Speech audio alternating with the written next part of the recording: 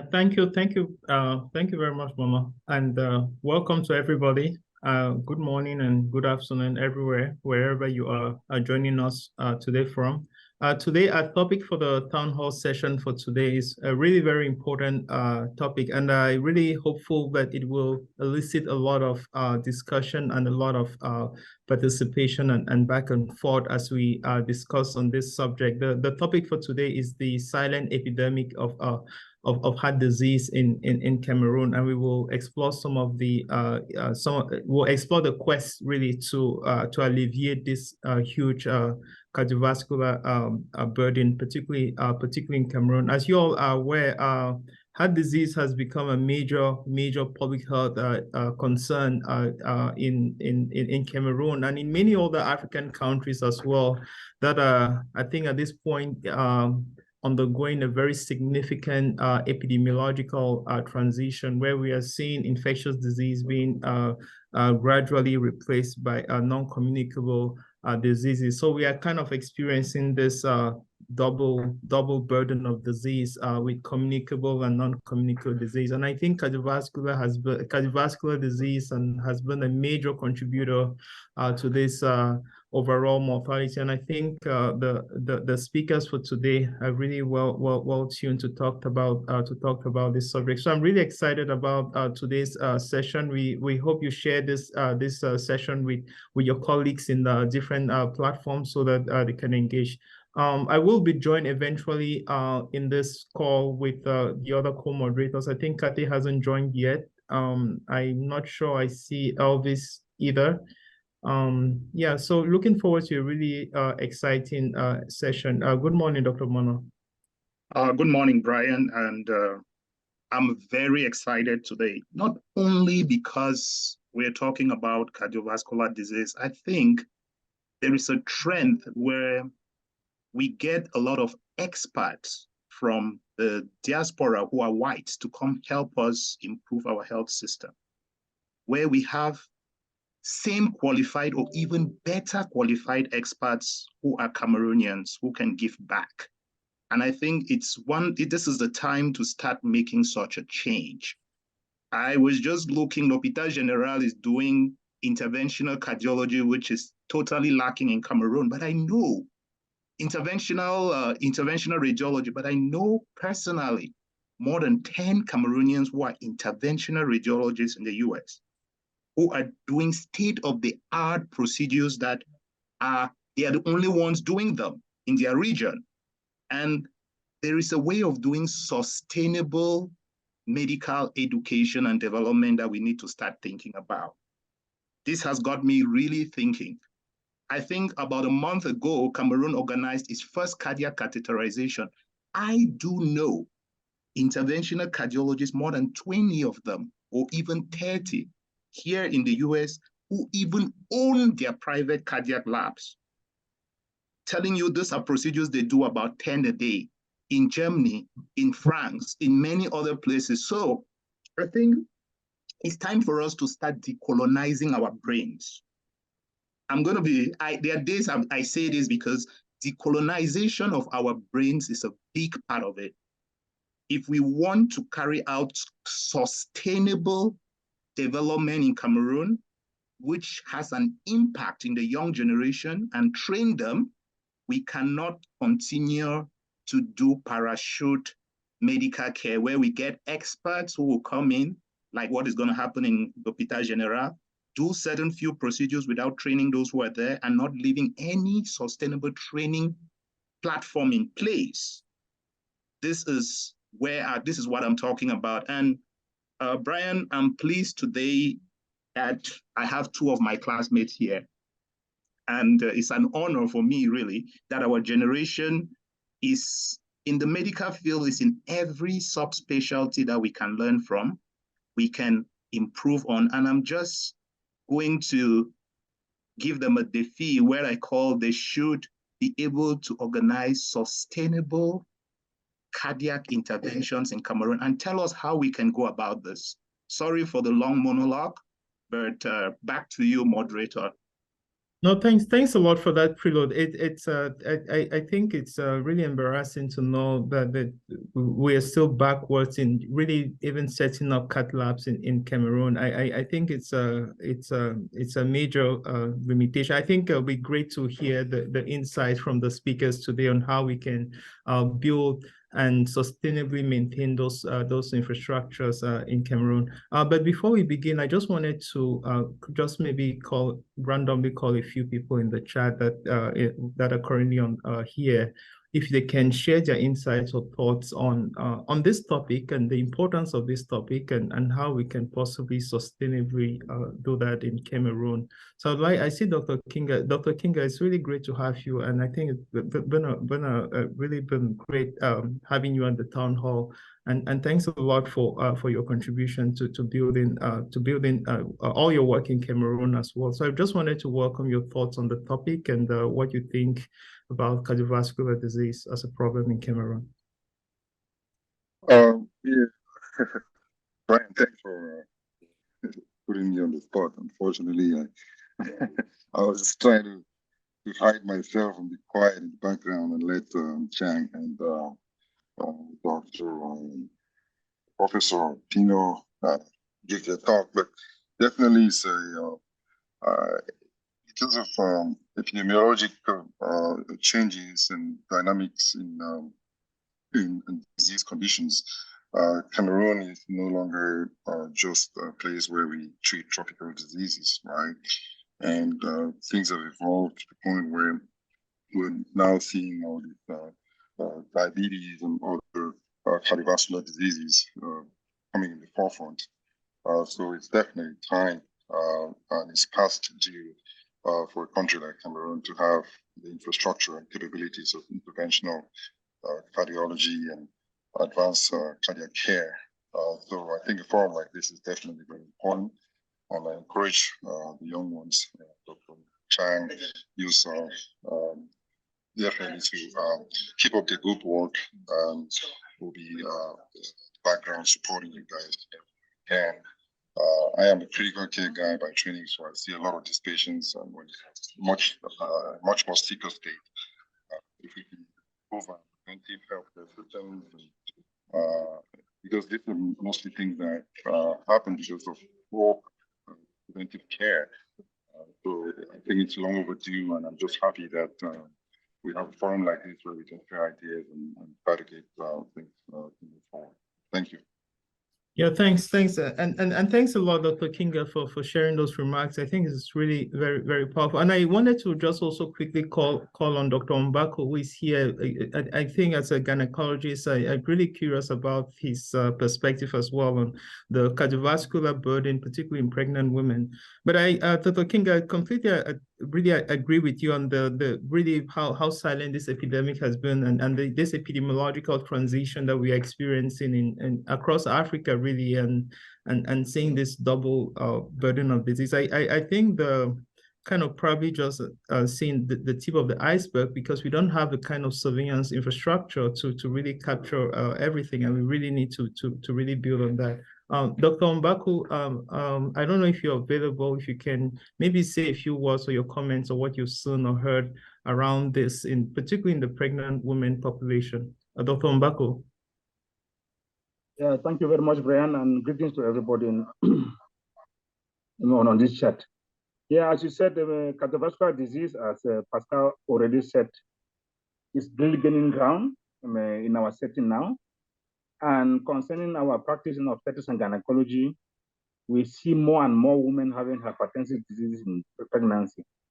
In fact, we traditionally knew that postpartum hemorrhage was the first cause of maternal mortality in our setting. But in recent reviews that we've had, I've seen that preeclampsia and eclampsia is really gaining ground. And during some reviews, sometimes that preeclampsia is even the leading cause in some areas in maternal mortality. So cardiovascular disease is a really serious public health problem that all of us should be aware of. And I'm really excited to see how the two speakers today will tell us the way forward, because most of these women, after we have managed them through their pregnancy, they end up having other diseases like stroke and other things, heart attacks. in the long run. So I'm really excited to be here today and to listen from the experts. Thank you very much. Yeah, thank you. Thanks a lot, Dr. Mbakwa, and it's really always really great to have you. Really looking forward to this discussion, and I really hope it elicits lots of discussions and lots of conversations. And if you have insights, please do not hesitate to drop them in the chat, and we will try to curate those and try to put those together. I think we'll move on now with the introduction of the speakers. I would let Dr. Mono, who knows both speakers very well, to I'm not very qualified enough to introduce the speakers for today, and I really want to ask Dr. Mono to help me to really give them the introduction that they truly deserve. Dr. Mono. Well, Brian, thank you. And yeah, as I said, it's my honor to have them here. And within a very short notice, they both agreed and accepted to take part in the town hall today. So both Dr. Pingpoh, Clarence, and Dr. Taka are my classmates. So it's really an honor to have them here. And I would start with Dr. Clarence, who is a professor in cardiac surgery in Germany. And he works at the University Hospital in Bern. And very humble guy, you cannot imagine.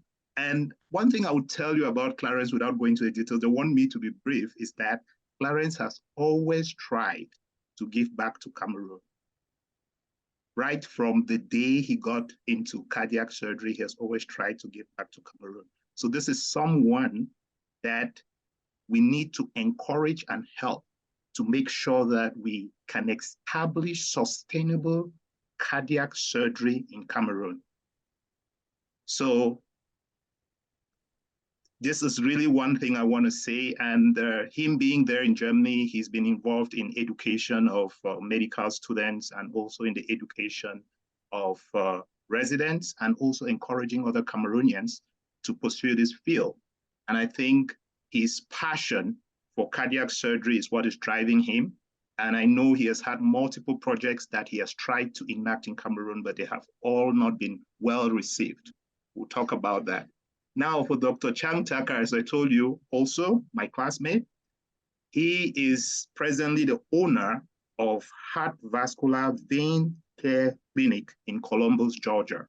He has a cardiac cath lab where he does cardiac cath procedures, all types of procedures, complicated procedures, which we're still not able to sustainably do in Cameroon. But he owns that and he does that constantly. And I think he's one of the best people to be in place to tell us how we can get this enacted and run in Cameroon. We have had multiple interventions that have done. I think Cameroon has done some few coronary interventions recently, but I think it's not something to be of a rocket science, the way it's done in Cameroon and put in the public. So I think this is something we need to move forward with. And I will not go into their training. They were both trained in very excellent universities, well trained. And they all studied in Cameroon. Clarence left Sacred Heart and went to Germany, while Taka actually went to QS with me, and he knows Cameroon healthcare system very well. So it's a pleasure to have both of them here. Professor Clarence Pingpoh, whom I really very much respect, and also Dr. Taka, who is a very good friend also. So over to you, Brian. I just wanted to make it brief so that we can have their presentations and have time for discussion. Yeah, thanks a lot, Mono, for that really great introduction. And I will just pass it over to Clarence and Dr. Taka. I don't know who is going to start with the presentation first. Dr. Clarence. I want to thank the town hall for this very powerful presentation. We have a completely different concept when we're dealing with malign. Oh, please, I think someone is, please, you can mute yourselves, that'll be good. So I guess you can all see my screen, right? Yes, we can. So I'm very grateful for the town hall for this opportunity to be able to share ideas and also motivate colleagues to hopefully join us in this quest for better medicine back in Cameroon. And actually, this whole process, this is just a beginning. This is just a start of hopefully many more things to come. Because the aim is to try to stop talking and start doing stuffs. Because ever since we began training, I'll talk for myself.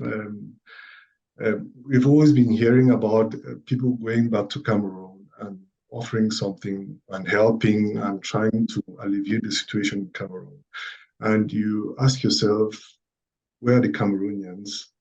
And when I look, for example, in Germany, we have a very big medical community. And it's not reflective of the type of medicine or the type of care we have back in Cameroon. So I'm happy for this opportunity in the town hall. I hope we're going to get many people on board. And I also hope that, and I'm also holding the town hall accountable, that we are going to be able to get the government involved, because we cannot do this alone. We cannot do this as experts. We cannot do this as individuals or even philanthropists. The government has to be behind it. Okay, so today we're just going to give a brief overview of the situation in Cameroon. I've already had offered a presentation in this forum about building sustainable cardiac surgery in Cameroon or in sub-Saharan Africa. And today I'll just give a brief overview about how we imagine things are going to move on in Cameroon, or how we envisage going through this project. And my very good friend, Taka, who needed so much motivation to come on board, because I think he's come in contact with the Cameroonian healthcare system and knows the difficulties one would face if wanting to go back to Cameroon. I'm also very grateful for his help, because I know really alone, you can't do this alone. So while preparing for this presentation, I just checked cardiovascular disease in Africa on PubMed, just to see how many publications there are on this topic over the past years. And if you have a look at this, you'd see over the last few years, the number of publications on this topic has increased. And you would see till 2003, we've had almost more than 1,000 publications on this topic. So there is an interest in this topic. The health organizations or the big players are aware that this is a problem in Africa. And of course, everyone is trying in its own way to alleviate the suffering. But I'm just going to repeat, so long as we, the Africans, or we, the Cameroonians, are not involved, I don't think this problem is going to be sustainably solved. So WHO, according to WHO, the cardiovascular disease, the leading cause of mortality worldwide, contributing to about a third of all deaths, right? And Africa disproportionately bears the brunt of cardiovascular burden and has one of the highest risks of people dying from non-communicable disease. And this is just a graphic to depict the main causes of cardiovascular deaths. At the moment, it's ischemic heart disease, which covers approximately 50%. But you would see that we have some modifiable risk factors which lead to these problems. And if you look on this curve on the right from 2019, you would see high systolic blood pressure is at the peak. And I'm going to come later on to that, why I'm saying that. And there is a currently it's an epidemiological shift in the continent. This also shows a map of how often or how the burden of hypertensive heart disease is worldwide. And you see in Africa, in the sub-Saharan African region, that this is really, really, really, the burden is really, really, really high. Yeah. So just to say, while I think each and every one of us, we know at least one person who has is aware of someone in the family who has high blood pressure or diabetes. And these are conditions which are actually modifiable if properly treated, right? And this is also a paper published, I think, 2023. They were actually looking for the causes of heart failure in Africa. Let's say thesis trial. And they realized, okay, during this, how many people are aware of the fact that they have high blood pressure in Africa? About a third of the population. And of this third of the population, you have a little above half who are on treatment. And of those who are on treatment, you have again approximately half who have a properly treated high blood pressure. That's just one of the modifiable risk factors. Then you have other factors like diabetes. You have other factors like obesity, tobacco consume. So this is a problem which actually is moving towards us at a really high pace in Africa. So just also to highlight, we have here three big studies, multi-centered randomized studies, with three different time frames, trying also to find the cause of heart failure in Africa. And you see hypertensive heart disease is the leading cause, which is also a problem for us in sub-Saharan African Cameroon. And why is this so?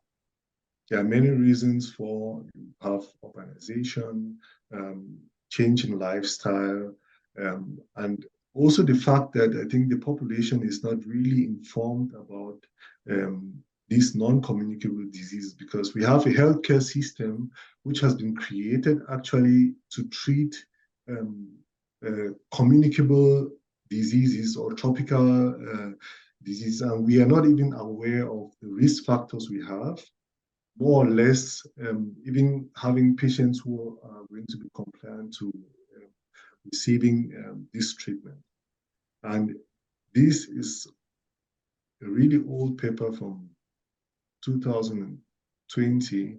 And here they're showing the number of people dying from coronary heart diseases. And you can see the number of Cameroon. There you can imagine then how high this number is going to be in 2023. And actually, the WHO says by the end of this decade, 2030, non-communicable disease, deaths from non-communicable disease are going to overthrow the communicable diseases we have now. If we don't get active, if we don't get on board and do something. And this is also shown. These curves shows the mortality in the sub-Saharan region with people with cardiovascular diseases, and it is continuously on the rise. It's continuously on the rise. And these numbers are going to keep on rising if we don't step up and do something backwards. So with all this information, what then do we do? Because this is stuff we know, they have been published and repeatedly published over and over and over. I think all the colleagues from cardiology or cardiovascular medicine know this.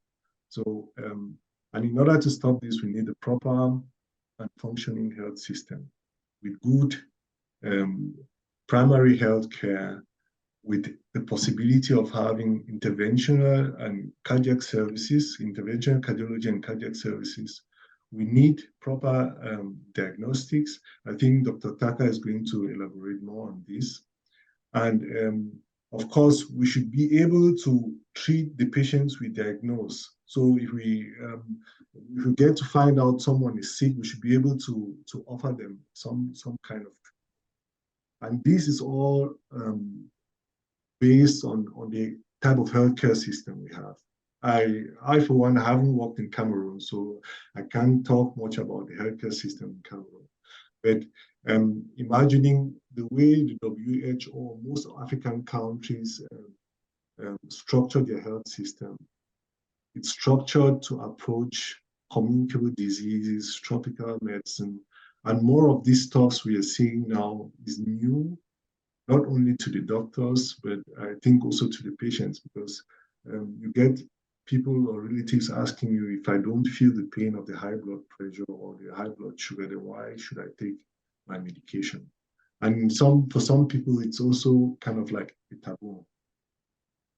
So not only the healthcare system, the population should be able to finance medication, because cardiovascular medicine, if it's expensive, cardiac surgery is expensive, interventional cardiology is expensive.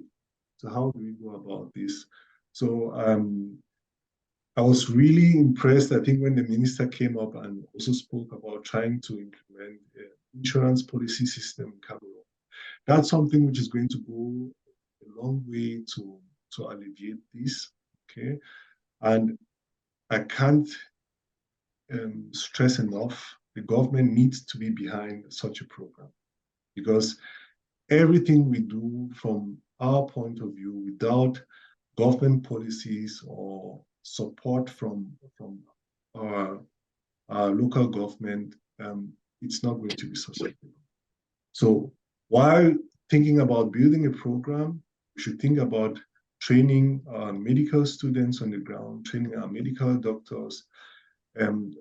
This is one also important factor to guarantee sustainability.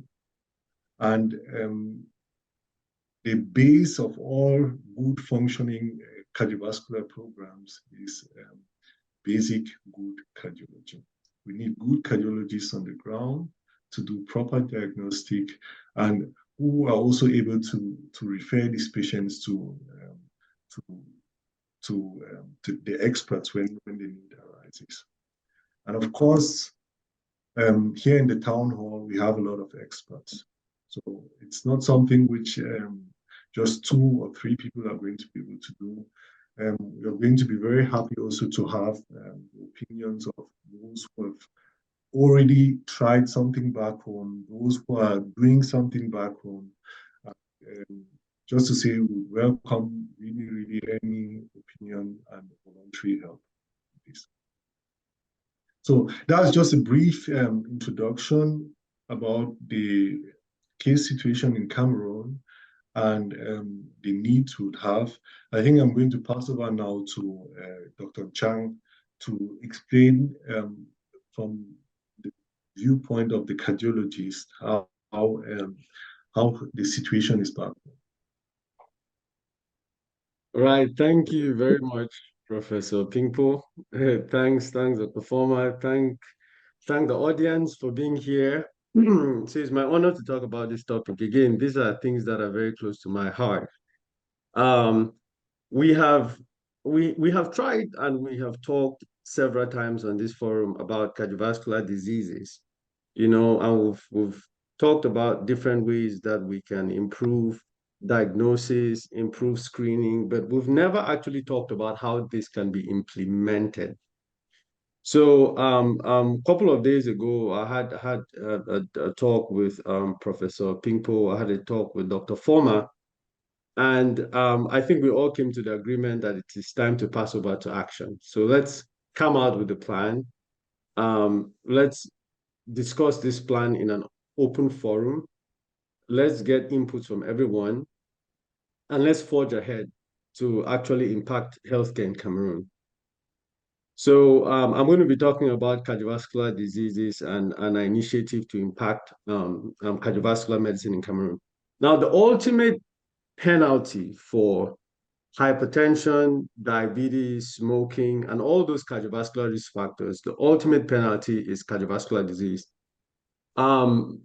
Professor Pingpoh talked about the different types of cardiovascular diseases, including, and I'm going to talk about this often, including coronary artery disease. Coronary artery disease simply means blockages in the arteries in the heart. All right, so that is by far the leading cause of death amongst cardiovascular diseases. So for all intent and purposes, I'm going to talk about that a little more than the others. So let's talk about coronary artery disease. So that's blockages in the heart arteries. You know, at the end of the day, once you have blockages in the heart arteries, those blockages either need to be opened, right? Either by minimally invasive procedures, or you need to get bypass surgery. So the problem in Cameroon is once you get coronary artery disease, it's a death penalty. And except if you're lucky to find yourself in Chisong to get bypass surgery, or maybe you're lucky and they're interventionalists in Yaoundé, and then you would get the occasional endovascular therapy. So how do we fix this problem in a way that is sustainable? How do we get an interventional cardiology team and a cardiac surgery team on the ground in a way that's sustainable? When you think about this question initially, I'm sure you think, well, it's just easy. Go there, train people, train folks, and then leave them there, and they're going to do the thing. No, not necessarily. The problem with these services is that these services have to be self-sustaining. In other words, you cannot claim to have trained cardiac surgeons or interventional cardiologists who do one case a week, or who do, in the case of cardiac surgery, bypass surgery, who do one case in 5 years or one case in 2 years. That's not possible. So in order to stay apt at your craft, you have to do a minimum number of cases. So therein lies the problem. So how do we get these cases? All right. So that's where this flowchart becomes important. In order to have a functioning interventional cardiology service and cardiac surgery service in Cameroon, you need to have a patient base. So how we're going to approach this thing in terms of implementation is to start from the grassroots. It's to start from step number 1 on the extreme left, primary care visit. So for people who have coronary artery disease, that is blockages in the heart arteries, all right, that are not having an immediate heart attack, but they already have blockages in the heart arteries, and they go to see their primary care doctors. How do these doctors screen them? And again, for all intent and purposes, we're going to limit this discussion just to Yaoundé, because that way I can control the variables as we talk. So the first step is having the primary care physicians screen these patients and identify these patients. Then that pushes us to the second step. The second step is testing them. So now you've seen this patient in your office, and you think that there's a chance that this patient might have blockages in the heart arteries. The next step is to send them for testing. So what tests do we have available? If we don't have these tests available in Cameroon, can we get them? Can we afford them? And even if we afford them, how do we maintain them? So those are very valid questions. And then at this point, you have a pool of patients who not only have symptoms, all right, but now they have a stress test that says that, you know, it's very likely that these people have blockages in the heart arteries. This leads us to the third step, which is the step for intervention and cardiac surgery. All right. And later down the line, I'm going to expatiate on this. Now, let's distinguish this from the case of emergencies. So the routine blockages in the heart arteries are different. That is different from having an urgent blockage in the heart arteries. This is what we call a heart attack. So if the heart artery was open and then all of a sudden it dropped down to 0% or it got blocked 100%, that's a heart attack. So that's a completely different approach. In this case, the patient doesn't have the time to go see their primary doctor, then get referred for a stress test, then all of that. No, this is a more urgent and a more swift intervention in terms of patient care. Next slide, please. Next slide, please. All right.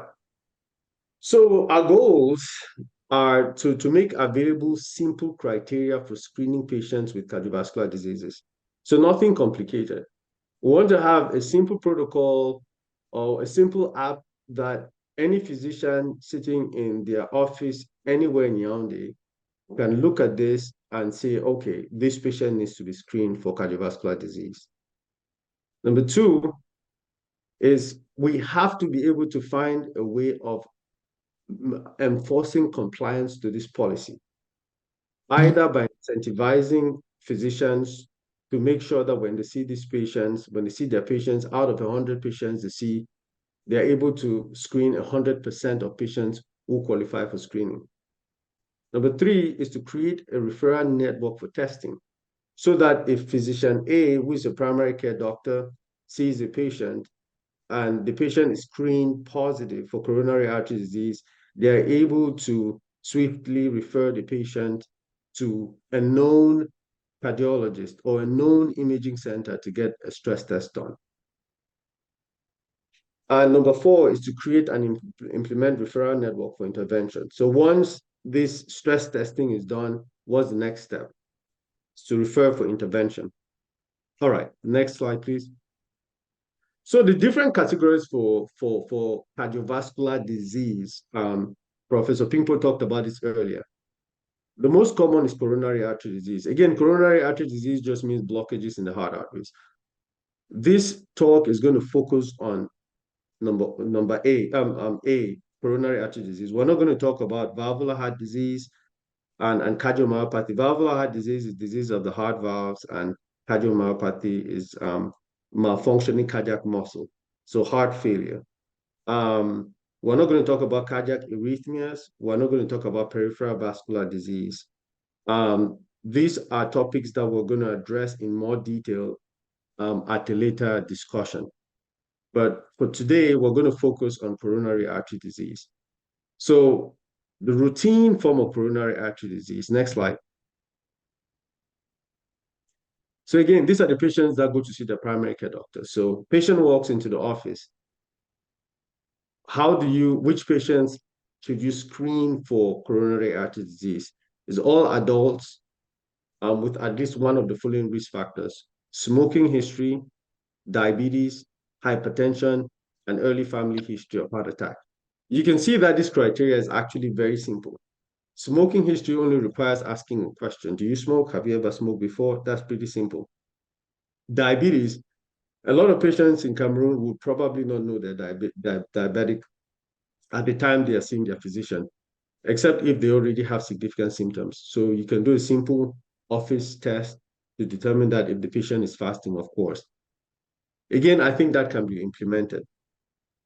Hypertension, we just have to make sure that the blood pressures are properly measured. And early family history of heart attack, which again is just a question you get in your past medical history. Now, screening for symptoms. Two essential questions.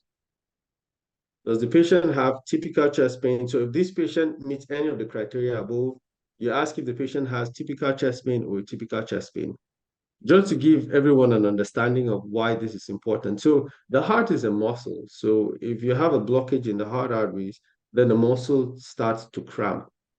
So what you typically hear with people who have blockage in their heart arteries is they'll tell you, when I exert myself, I get chest pain. So you would think that most people who have chest pain, but that doesn't happen all the time. Some people say chest tightness. Some people just have shortness of breath. Some people have burning. All right. So you want to ask if people have typical chest pain or typical symptoms. And after that, the next thing is to determine what the pre-test probability is. Again, this is a very simple chart that can be implemented in every primary care office. So the pre-test probability, this is a good chart. This was developed by Diamond and Forrester several years ago, and we still use this in determining the pre-test probability for whether the person's chest pain is a result of blocked heart arteries. So to summarize this, I know it looks a little bit cumbersome, but to summarize this, all males above the age of 50 who have typical chest pain are considered high risk, period. Any person, any male who says, I have chest tightness when I exert myself and is relieved by rest and they're above the age of 50, the pre-test probability that this is blocked heart arteries is over 90%. So that's what we call the high pre-test probability. Intermediate pre-test probability is anywhere between the high and the low pre-test probability. So therefore, the only thing you need to remember is the low pre-test probability. So low pretest probability is generally females less than 60 will have a typical or non-anginal chest pain.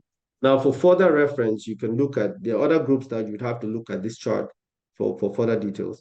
But typically, women who are younger who don't have typical symptoms are either intermediate or low pretest probability. Now, why is this important?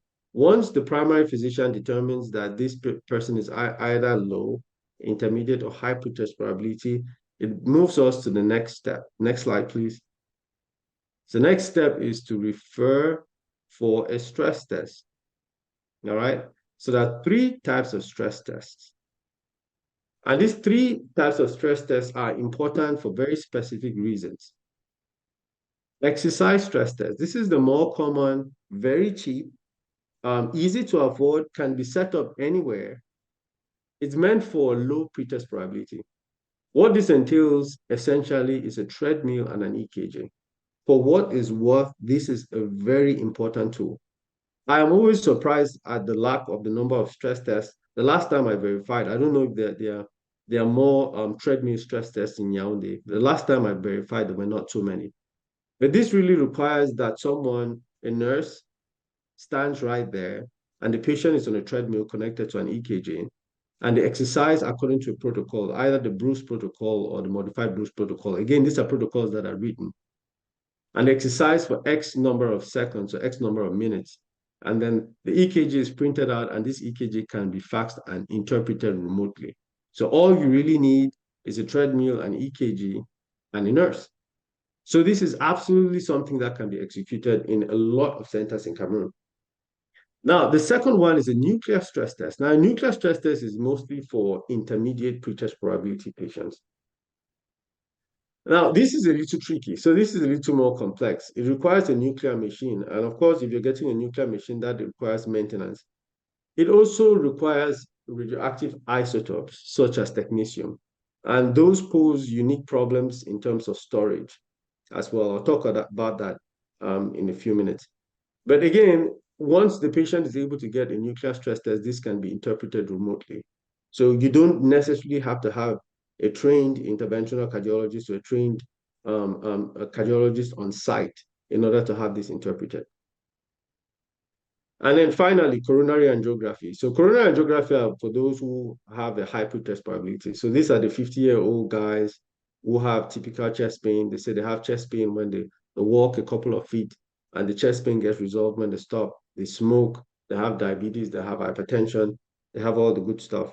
So these patients just need to have a coronary angiography. So what's a coronary angiography? Coronary angiography is a non-invasive test. Well, it's an invasive test, a minimally invasive test where we go in through one artery. So all the arteries in the body connect to the heart. So we go in, we enter the body through one artery, either in the wrist or in the groin, and we snake our equipment all the way to the heart. When we get to the heart, we inject dye, and all the heart arteries light up. And we can see this on a big fluoroscopic screen. And we can tell if there are any blockages and where the blockages are. And we can go in and clean out the blockages if need be. All right, next slide.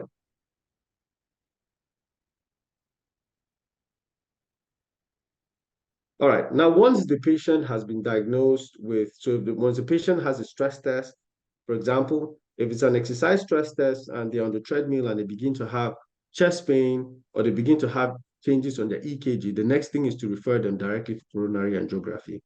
Same thing applies to a nuclear stress test. If you do a nuclear stress test and it's abnormal, the next step is to refer them to coronary angiography. And ultimately, once the coronary angiography is done, and the determination is made that the patient, in fact, has blocked heart arteries or coronary artery disease, the next step is how do we fix this, all right? So what is recommended is a heart team approach. So if this is just a simple one vessel, easy blockage, you can go on and fix the blockage. That requires an interventional cardiologist. And if it's multi-vessel disease, means if there are many blockages in different places, some of the blockages are heavily calcified, you can't really go in and clean them and put in a stent, and you ultimately need to crack the chest open and do bypass surgery or do minimally invasive bypass surgery. Then that has to be determined by a heart team.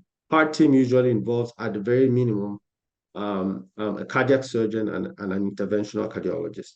All right, next slide. So this is what I was talking about in exercise stress test.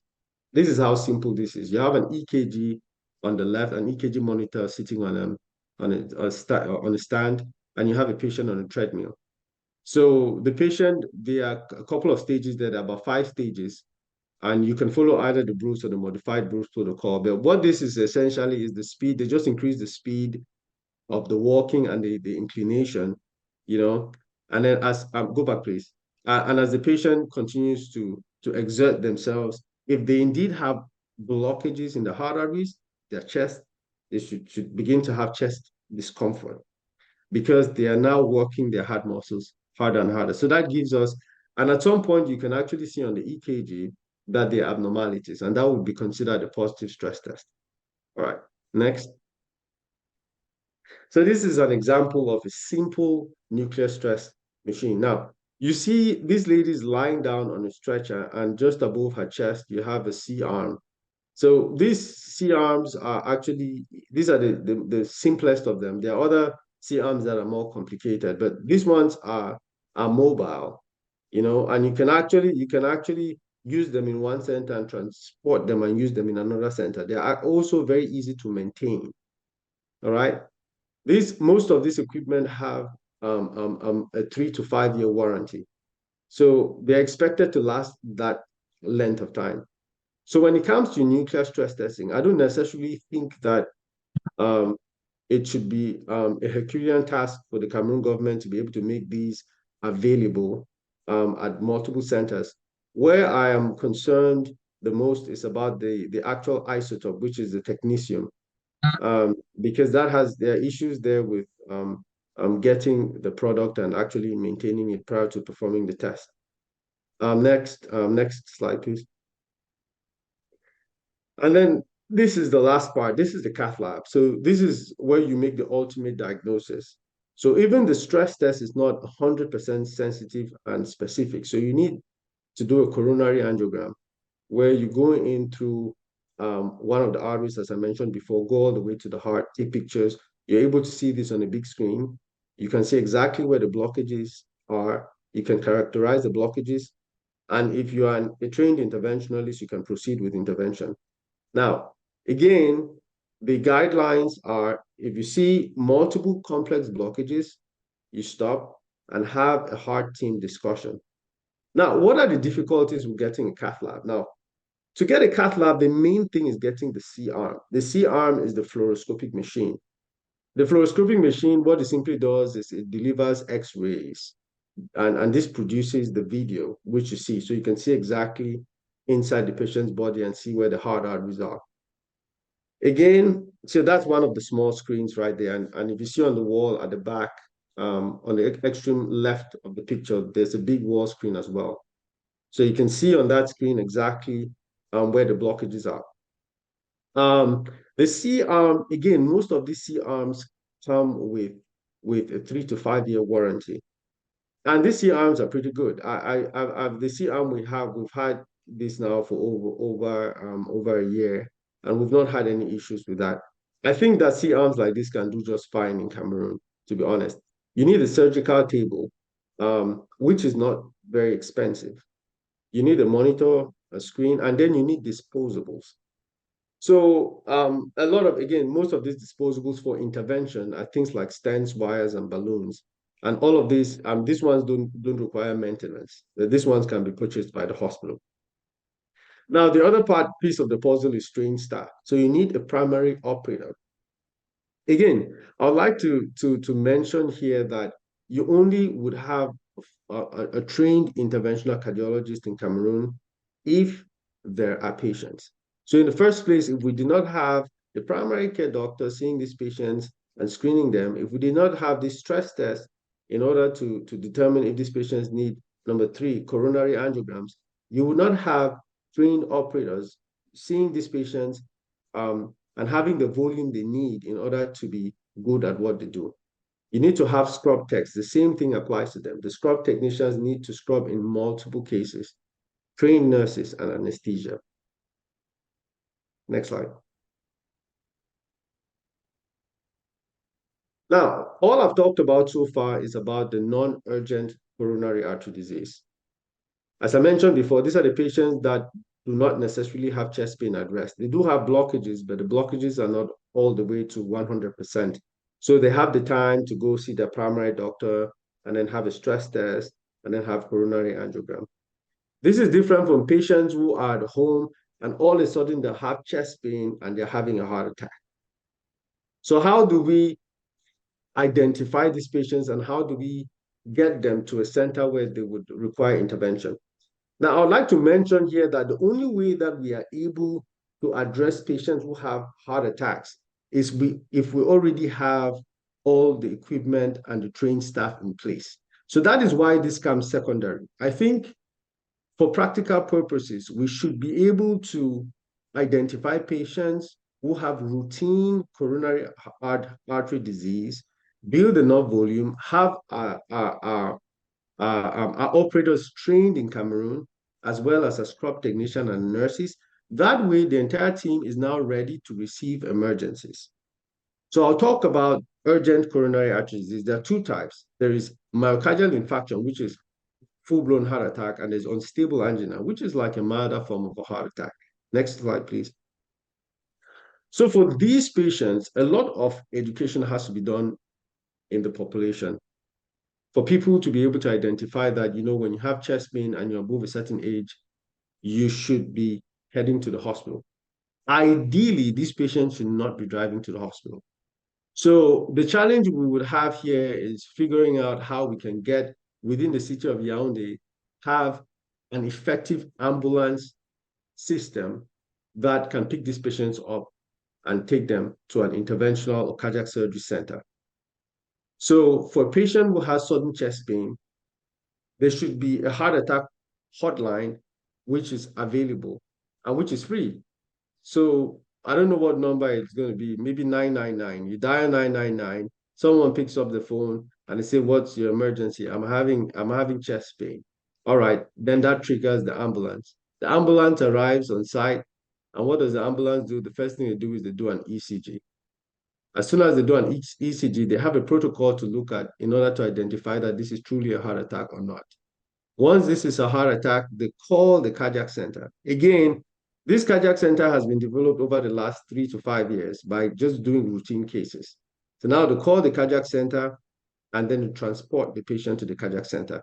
While they are transporting the patient to the cardiac center, the interventional team and the cardiac team, they are on board and they are ready to receive the patient. So the patient rolls in through the door, you take the patient straight to intervention. All right, next, please. So the final thing I'll talk about is compliance. So CAD screening by physician. So I think the best way, and this is just my opinion, I'm curious to see what every other person thinks. I think the best way to make sure that people are compliant is by listing people by name, not publicly, but having, I mean, we still do that in the United States, where within us, interventionalists, they provide a list to see who is compliant with what particular quality metrics and who is not compliant. I think that's very important. If we can have administration enforce this in the main hospitals in Yaoundé, this would actually be successful. And then, of course, quality incentive. I've seen that work in the US. I believe it will work too in Cameroon. Next slide.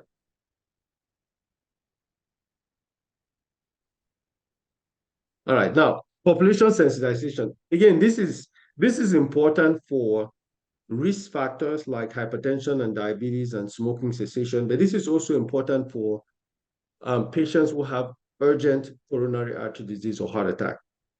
So CRTV, I rarely see health ads on CRTV. I'm not sure why. Ads on social media, local radio station, forgive my typos. And then, of course, for routine CAD, just targeted community outreach just to sensitize people about cardiovascular diseases. Next. I think that's the last slide. All right. All right, Dr.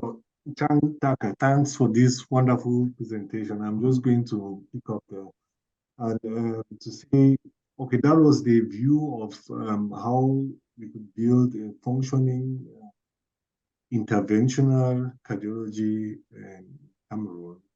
And on the part of cardiac surgery, this topic has also been addressed by many big cardiac surgical associations.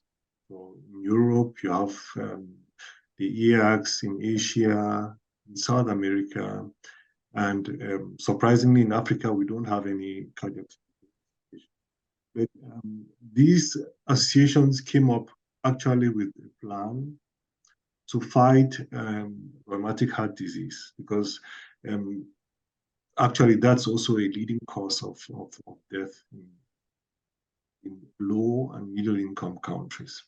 And personally, I would say let's cancel the rheumatic heart disease and say we want to provide access to cardiac surgery for all the people in low and middle income countries, because now the incidence of deaths due to rheumatic heart disease is on the decline.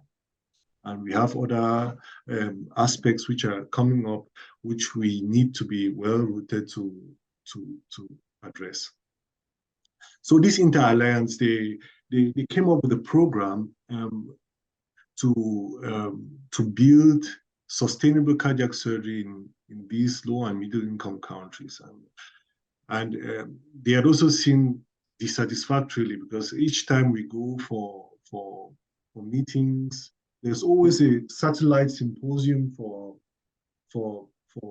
Africa and Asia. And I always have the impression we're always talking about the same thing year in, year out. And then people coming and saying how difficult it is to implement such programs in Africa because there's no expertise, the government is not supportive, and even the people are not informed, and there's no infrastructure. And so they came up with a plan, which I think it's important. And I just want to point out one or two things on this plan, which they have. We need a driver, that's people who champion this idea, who are motivated by this idea, and I'll be happy to have that driver, like a group from the Cameroon Town Hall, to support this project. But as you see, the driver alone cannot be successful. You need a local guarantor, and that local guarantor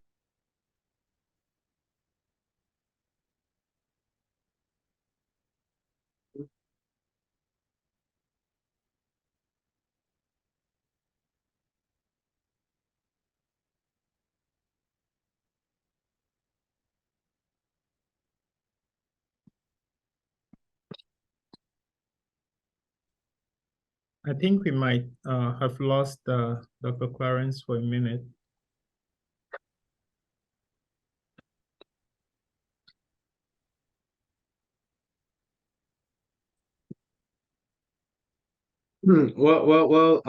Professor Pingpoh, I think may have some technical issues. I'm glad to answer any questions in between if need be.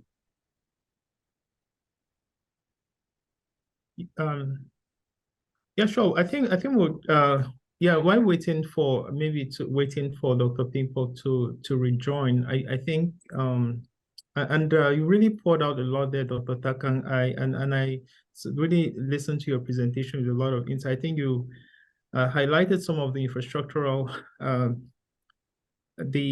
the infrastructural challenges and needs that I think we have in Cameroon. And when you spoke about the availability of stress tests and how limited some of those and nuclear stress tests and how unavailable those are locally, kind of reminded me of really the big challenge. How can we leverage on this and bring this kind of technology back home? I think it just brought a lot of insight. And I really hope it brings some additional conversations as we discuss on this subject. I see Dr. Junwin's hand is up. Dr. Junwin, did you have a question for Dr. Taka? Yes, thank you very much for giving me the floor. I mean, that was quite insightful. And I did. I have a couple of questions. I know that the main focus is more veering towards secondary and tertiary prevention, but I think and just going through by your presentation, it's not a very straightforward. You need a whole you need to have a proper health system in order to achieve good outcomes. And I know there was a lot of focus on, you know, what you do. Obviously, that's what you do at the tertiary prevention level.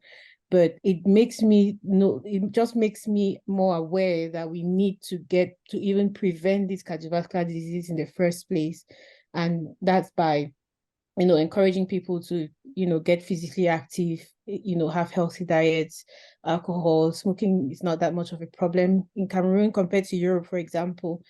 But my question was, and maybe the first question, maybe you said it and I missed it, for an MI, what's the time frame within which you could proceed with an intervention? That's one. And then secondly, I know you focused on like your setting and maybe trying to transpose that to say Yaoundé, but for a doctor maybe in Pinyin village, some remote village, you know, with a suspected myocardial infarction. And by the way, and I think that every health facility should have an ECG machine, or you guys call it an EKG. I think it's a crime to not have one. So if, you know, if they've done one and there's clear evidence that there's an MI going on, and obviously they won't be able to get to any hospital, any tertiary hospital, or maybe Shishong on time, is there any alternative medical management, even if it's something that was done in the past, you know, in an acute scenario? Thank you. Yeah, thank you, Dr. Judwin, for that amazing question. Professor Pingpoh is back, but I'm just going to answer your question before he takes over.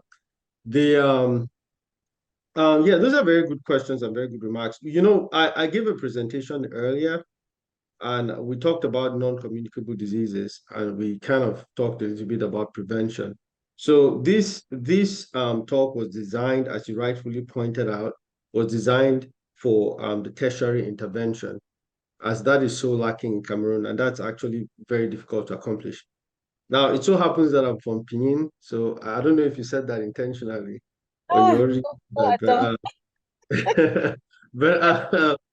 but yeah, so the you know, the goal is, well, a journey of 1,000 miles starts with the first step, right? The goal is to try this experiment, quote unquote experiment, in one city,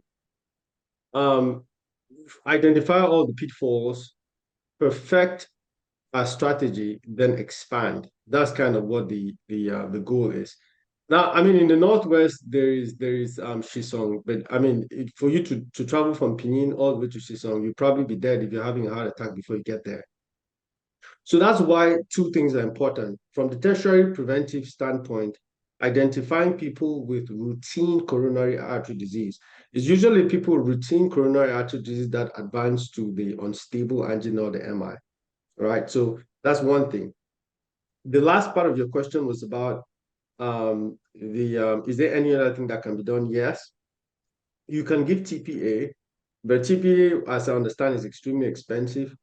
And I don't necessarily know that the government will be willing to invest in a national strategy that have people administer TPA.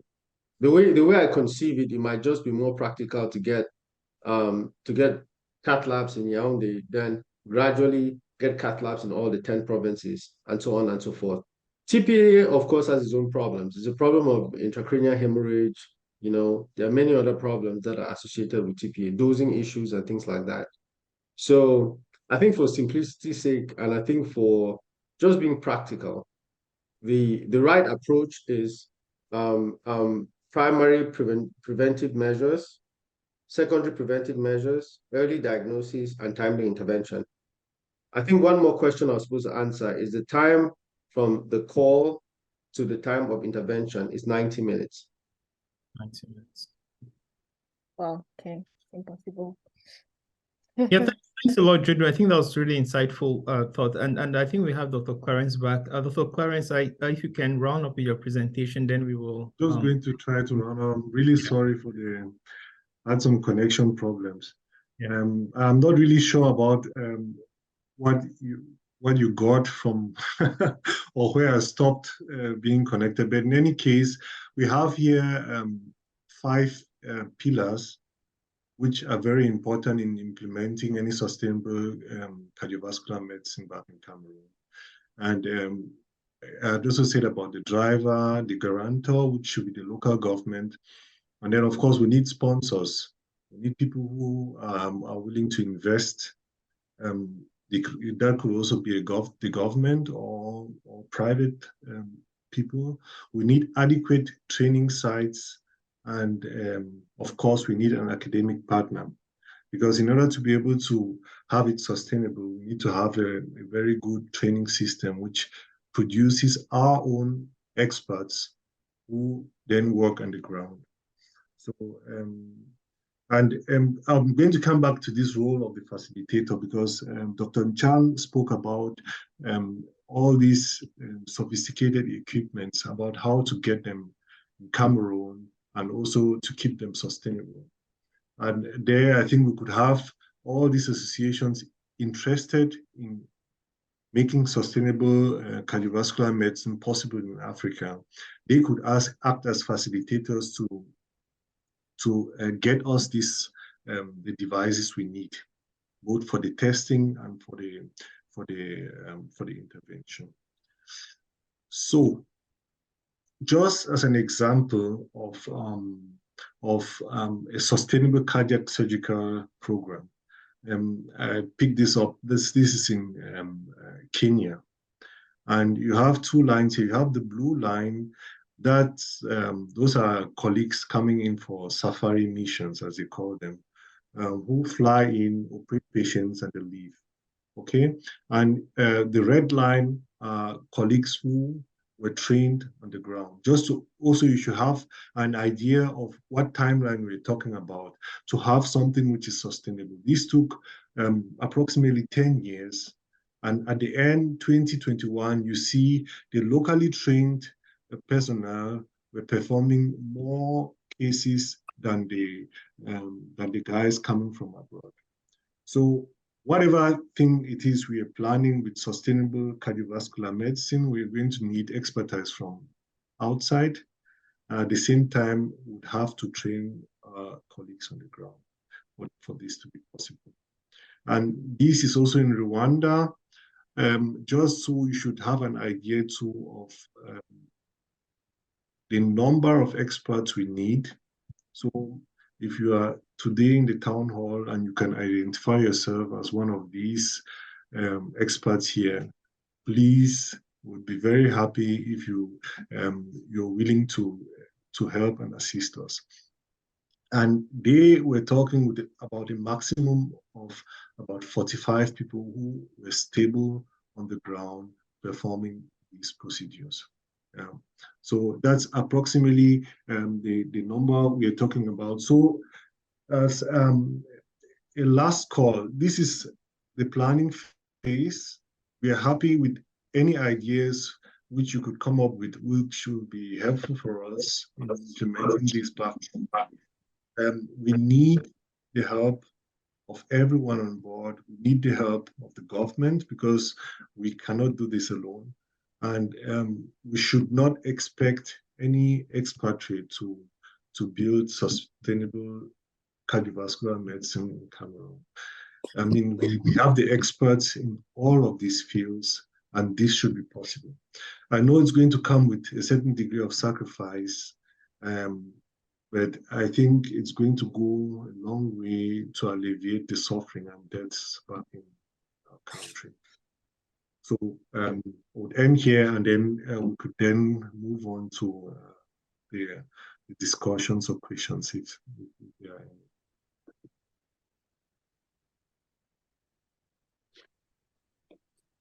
So back to you, Mr. Moderator.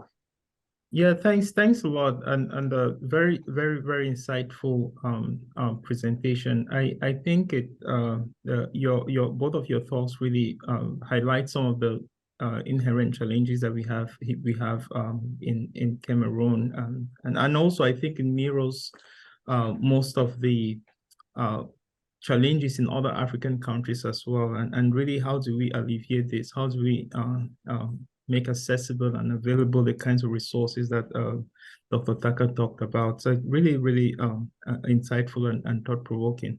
While you guys are just maybe taking a breath, just wanted to say, if you have any questions, please do not hesitate to use the you can raise your hand to ask the question directly to Dr. Clarence or Dr. Taka. They will be able to address, or you can also use the Q&A function. I do see that there are several questions that were already dropped in the Q&A, which are very insightful. But as we get into this session, I really want to implore that if you can make some contributive thoughts. I think Dr. Taka, in responding to Jidwin's question, talked about the importance of building regional cath labs in all 10 regions of Cameroon, which we currently do not have. So I think that will be an initiative that will be really great insight. And really, how can we advance this discussion at a policy level at the Ministry of Health? So I think those really very insightful. And if you have thoughts on ways in which this could be locally implemented in Cameroon, I think those would be very, very helpful.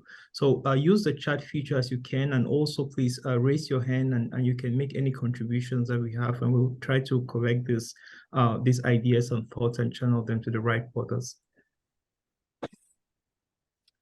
And I also wanted to, Dr. Mono, I don't know if you have some quick comments or quick remarks from either of the presenters talk today. Dr. Mono. Oh, yeah, thank you, Dr. Brian. We've been trying to move from just talking and seeing how we can get sustainable cardiac intervention in Cameroon. How do we build a cardiothoracic or cardiac surgery program and be able to have a patient load where we can feed patients, have this specialist practice, not only get trained. If you train a cardiothoracic surgeon who is not able to do surgery for a year, he's going to lose his skills set. So I think this was a very practical discussion done by Taka and Clarence, where they were trying as much as possible to get in place something that can be sustainable, how we can build cardiac surgery by building also an interventional cardiology pool. And this got me reflecting. I know we have had multiple discussions in the town hall before on coronary artery disease, different forms of prevention.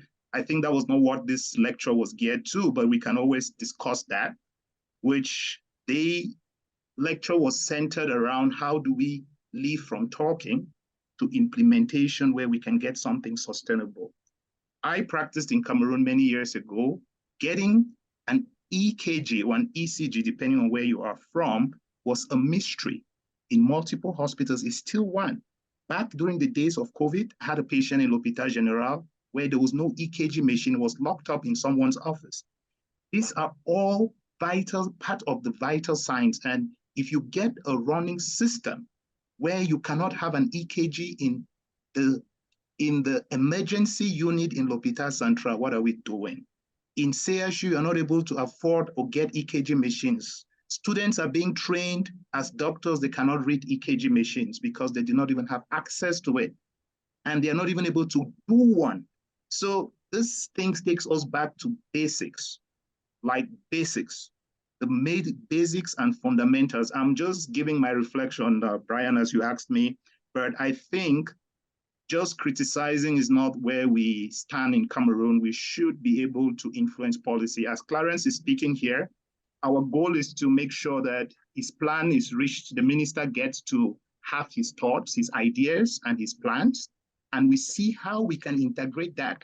Not only L'Hôpital General in Yaoundé or Douala should be able to access or screen patients. Every primary care physician who is trained today in all our universities, which are multiple of them, in every single region, I think there is now a medical school. Every nurse needs to be able to use an EKG and do one, and even learn to identify things that are found on that EKG machine. It should no longer be a mystery for a few cardiologists to use to make money for themselves. I think cardiologists' job should be above EKG. So I think by getting a sustainable system in place, we can really move forward to talking about this. So we have had multiple sessions here, which the speakers can answer questions concerning coronary artery disease, how to treat it, how to train young doctors on that. But this was geared really towards intervention. So thank you, Dr. Brian. And I think it was a wonderful presentation. Yeah, thanks a lot, Mano, for those insights. And really, I totally agree. I just wanted to kick us off maybe with the questions. The problem of prioritization by a Ministry of Health has been a big issue. And Dr. Clarence, I think you initially you kind of presented some of the epidemiological landscape in terms of the growing burden of cardiovascular disease across Africa. You shed some light on that in Cameroon, but just wondering how can we get our Ministry of Health to be more engaged in this? How can we reconcile? Because the focus of the Ministry of Health in Cameroon has really been on the growing burden of more, I think, of infectious disease. So there's not been a lot of attention. So from just from that health policy perspective, how can we really have the Ministry of Health and some of the major stakeholders and international health organizations that are in Cameroon, how can we get their attention to focus more on the growing burden of cardiovascular disease? So this gets more attention, Dr. Clarence. Thanks for the question. I think the very first thing is creating awareness. We are talking about it, that's already a first step. But if you think about the socioeconomical importance of what we are addressing, because we have a very young population in Cameroon, and if you see that 1/3 of this population have at least one of the three modifiable risk factors for cardiovascular stroke. That's high blood pressure, diabetes, obesity. And we realize that Africa bears more than 50% of cardiovascular deaths in the world. You can imagine the importance to our Cameroonian economy for us to address this problem on time. I think the governments or the WHO or the institutions involved in all of this are aware of that. But sometimes they are more, I think they find themselves helpless, because I think we coming up to the minister with a plan which is implementable in our own setting, because I know we've spoken about a lot of things which is applicable to Europe, okay? It's going to be for us to think about how to make this applicable to our situation back home in Cameroon. And coming up and talking already to the minister or to the government is already a first step in trying to implement this on the ground. Then the other thing is, I don't know how receptive ideas from abroad are back home in Cameroon, because that's also another problem. And I've seen one of the questions Kinga asked to about contacting the tertiary sisters in Chisholm. That's something which I did, and for some reason beyond my understanding, the help wasn't really accepted or received. I can't explain why, and that's something which I find difficult to understand, and at the same time frustrating, because you get the idea, if you're bringing back ideas back to Cameroon, it looks like you're coming from your high horse trying to tell people back home what to do, and it's difficult. So I'll be happy if our colleagues get involved, and we try to do things at the same level together to improve the health system back home. So talking is already something, creating awareness is something, and moving on to the minister with concrete plans, not just thoughts, with concrete plans on how to implement this back home is a good way forward. Yeah, Professor Pingpoh, let me just echo some of the points. I think that's the crux of that's the soul of this presentation. Like, we are trying to bridge the gap between all the talking and implementation. I think going to the minister with data that this is a problem is going to move the needle towards further engagement. So if we started off by saying this is what the data shows, but we don't have data in Cameroon, let's start off by implementing simple protocols so that each physician, this doesn't cost anything. This is just an administrative thing. So we have the protocols, we have the Diamond and Forester protocol, and we just implement this. And then these patients get, from the ground roots, they get screened and then they are sent for stress testing. Then we begin to get data. Now we see that 50% of the men that came into the office above the age of 50 actually do have coronary artery disease. Now, at that point, we can go back to the minister and say, hey, these people, we actually are in dire need of having cath labs because of the burden of coronary artery disease, which we're able to demonstrate on stress testing. And I'm just going to make this side comment about medical therapy. So again, this discussion was not geared towards medical therapy. The patients who get routine coronary artery disease, or what we call stable coronary artery disease, these are the ones that when they exert, they have chest pain, as I described before. A lot of these patients also need to be on medical therapy, things like baby aspirin, high intensity statin, beta blocker, etc. And of course, aggressive risk factor management. But these are all things that are going to be built into the treatment protocol segment.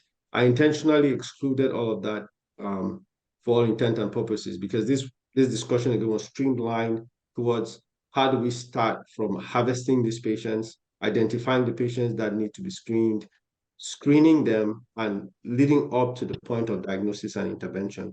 I need to reiterate that point. All right. Thank you.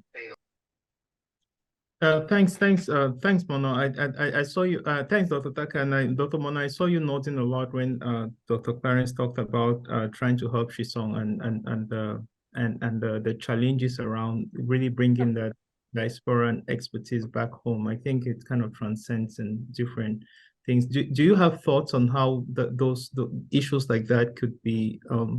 Because I saw you nodding a lot, and I was just curious what was going on. It's sad, and I told you there are days I'm going to be frank. It's sad and pitiful that there are times we also have conventional associations, no matter what you want to call them, where I've always believed strongly, and you know that, and I've advocated. Most of the time, I've come to the realization that if you're not using the government, you're not going to have anything which is sustainable, no matter how corrupt the government is. Why? Because I've known this is not the first case. Multiple people who have tried to build on what maybe Shishong is doing, I'm a Catholic myself, or on what BBH is doing, and they have had a lot of resistance because even they do not see, those who are controlling do not see the financial aim or gain they are going to have, and it doesn't fall aligned because you're coming with an intervention. I know Clarence did not give the details. So many years back, we did talk about this. You're bringing a whole team, maybe from Germany, to come help children do surgery. And it doesn't align with their goals, but you're coming to do it for free or something. And it's not always very well received. I think because they have already a plan in place, but we need to start getting to a point where we can truly build structures that we want to do real philanthropy for our people. And if we don't want to do philanthropy, we should set up structures that are sustainable, meaning that if you're coming, I think if I'm a minister in Cameroon, if you're coming to offer anything in Cameroon which is not sustainable, meaning that if you go back, that process has to stop. Like now, Shishong has not been able to carry out a lot of surgeries for a long time because of the crisis and many other things, because people were not adequately trained also because they needed help from Italy all the time. If you're having a structure and you're coming to Cameroon to offer what I call parachute interventions, when you're not ready to train our surgeons, you're not ready to train our medical students, you're not ready to train our residents, then I don't think you're doing help to us. You're creating a burden and a need that when you go, you're going to have to deal with it. When I worked in the Northwest, there was a situation where people used to come to Batibo and do surgery, 3-4 surgeries, herniorrhaphies, and they'll go away. And the local doctors have to deal with that because everybody comes now with a hernia and wants it to be repaired. If you don't train them when you come in and you don't integrate that into the system, it's the same thing with cardiology, it's the same thing with oncology, which I'm involved in. And I feel that training, sustainability, not being just the only one, you cannot run as the only center in the world. You just have to be able to integrate care. So this is not, I was shaking and nodding my head because Clarence is not the first person who has tried that. Multiple people, there is a lot of resistance coming also from, at times, maybe the diasporans are responsible. Maybe those back at home too have some little bit of responsibility to take, but we need to talk about this and make sure that we get sustainable interventions, put it in Cameroon. So thank you for calling me, but I was just nodding just in response to saying that this is not something that happened to one person, it has happened continuously. Yeah, sustainability is key. I totally agree. And before I pass it on to Franklin Maloba, and also I see Charles Esion put up his hand, I just wanted to call on Chadmi Donald. I saw his hand was up because I think he's probably most in touch with the Cardiovascular Society in Cameroon and has worked with lots of the cardiologists back home. I'm just curious what your thoughts are in terms of the availability of some of the resources that Dr. Taka talked about and some of these challenges. And also if you can ask the question that you put out your hand to ask Dr. Chapman. Oh, hi, Brian. Sorry, I'm with a baby here. That's why I put my hand down. It's kind of busy. But I just wanted to say that it's really great. I think we can start somewhere. I was also thinking the same about Shison. Like we can ask them like how are they sustaining their cath lab? Because I think the issue of volume is very important. Because you can have an interventional cardiologist, but if it doesn't have volume, then it's not going to be sustainable, and that's a big issue. But I think it's good to start somewhere. And the issue of EKGs, as Tomuno mentioned, is really sad that we don't have EKGs in many places in Cameroon. But we've had solutions brought by Cameroonians about these tablets that you can use to do EKGs. You must not have paper. And even in remote areas, people have generators that they can use to charge these tablets and be able to do EKGs in remote areas. But I wanted to say that I worked in Curie when it opened. I think it was 6 years ago or something. It was very interesting because Curie was the first emergency center in Yaoundé. And their goal was to like set up an emergency center where they can take care of emergencies like strokes, trauma, and so on. And it was really great. I was really impressed by the way Curie worked initially. But the only issue that they faced after some time is that when patients have trauma and they go there, they get a CAT scan almost done immediately. They have trauma surgeons in place. They have an emergency physician in Curie. That was great. But after some time, Curie was not functioning well because the machines were getting bad. There was maintenance was not that great. And many patients didn't pay their bills. So they had a lot of debts in the hospital and things started going south. So that's a big issue in our context of finances. So you need really strong involvement of the government to help to make these projects sustainable. Otherwise, when the partner will leave, things are not going to go well, unfortunately. For the screening, I thought it should have in Cameroon, civil servants are a very small part of the population, but I think the government can at least ask like every civil servant to get like annual physical, or maybe once every 2 years, at least to screen for the basic stuff like hypertension, diabetes. Many people don't even know that they're hypertensive. They don't know that they have diabetes. And it's only when they have complications that they find out. It would be great to have some kind of program in Cameroon where every person, maybe after 30 or after 40 years, depending on our means, get some kind of basic workup, just blood pressure, fasting blood sugar, lipid panel, once every 2 years to screen for these risk factors, because I think that's where we can really act to help to decrease this problem of cardiovascular disease. Thank you. Sorry. Yeah, thanks for your reflections, Chapmi, and thanks a lot for sharing that. Dr. Maloba, if you can make your question really short, so we can move on with the others. Thanks. Yeah, thank you very much, Dr. Brian. And it was a really excellent presentation from Dr. Clarence and Taka. Yeah, we have mentioned about the fact that these things are not there. We are giving proposal that what the government should do. But now we know that the prevalence of cardiovascular diseases are increasing. What can be done with the present situation to actually reduce this, especially in royal and urban cities in Cameroon? Because you have been waiting for the government is not coming. What can the people do with the availability of the things that they have in order to reduce this? Yeah, that's my first question. My second question is, our society have embraced a lot of Western culture. People with big stomach are seen as rich. Those who cook nice food, delicious, smelling with good oil, are seen like the people who have money. How can you wipe this social aspect, which could be a contributing factor nutritionally to obesity and high blood, to make it eradicated? Because the people believe that is the best style. They are living rich, they are living good. Third question is, yeah, it'd be great if you just shortened it so that we can reach as many people as possible. I think that'll be great. So I don't know. So, okay. Yeah, thanks a lot. I don't know if Dr. Clarence or Dr. Chakan had any reflections on the thoughts that Dr. Maloba shared. Dr. Taka, let me just, I think I'll take the first question and then I'll leave the rest for Dr. Taka about the lifestyle and the big stomachs. You should see how to solve that one. Well, I think preventive medicine is still the best. So our aim is, I think the aim should not be having patients to treat. It's even preventing them from falling sick.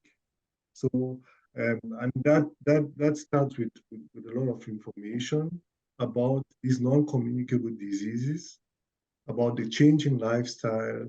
I think now it's also more or less in for you to go jogging, and there are many fitness studios which are being opened all around Cameroon, and healthy feeding.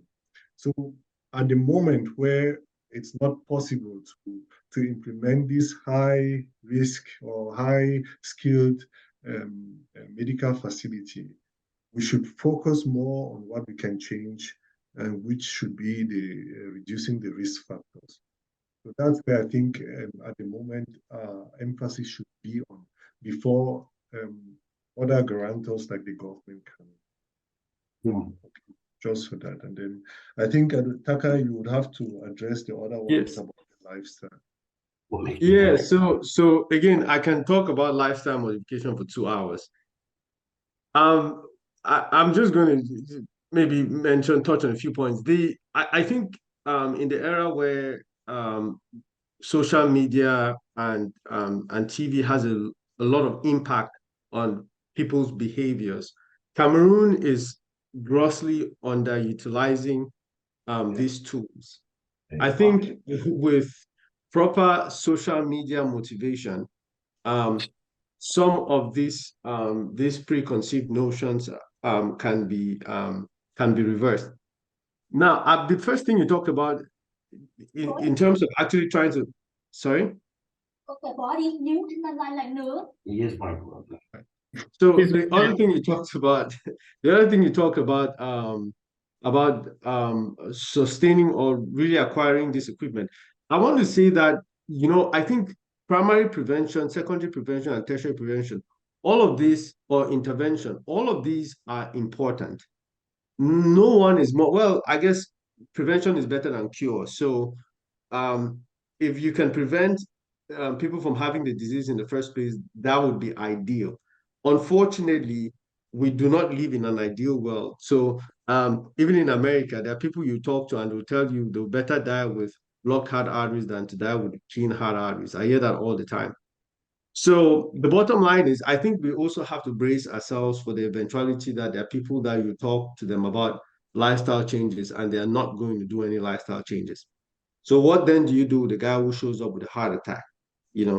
I think that from a financial standpoint, I happen to know the cost of most of this equipment. I don't necessarily think that the problem we will face in the future is getting the equipment per se. There are companies I work with now that they're more than willing to send this equipment to Cameroon. That's not what the problem is. The problem is getting the necessary expertise in Cameroon poised to do these interventions. That's why I started off by insisting a lot on the referral network. We have to have folks, we have to have primary physicians who can recognize these patients, diagnose them, screen them, and then send them over for stress testing. This is the crux of the issue. If we don't have these patients, we cannot train specialists, unfortunately. So that is the crux of the issue. The machines are going to come. If the government doesn't want to pay for them, they're NGOs. If the NGOs don't want to pay for them, I personally know at least 2 or 3 companies that are willing to send C-arms to Cameroon. You know, so that is not the bone of contention. Oh, thanks, Dr. Taka. Dr. Effiong. Thank you very much, Mr. Moderator. Can you hear me? Yes, we can. Yes, thanks, Dr. Clarence and Dr. Taka, for such an awesome presentation. Actually, I wanted to touch about getting other partners involved in terms of health delivery. And I looked at the missionaries as that's the Baptists, you know, the Catholics, as a very, very important players. But Dr. Munio actually addressed that issue, that there are some difficulties getting them actively involved in terms of providing such specialized care.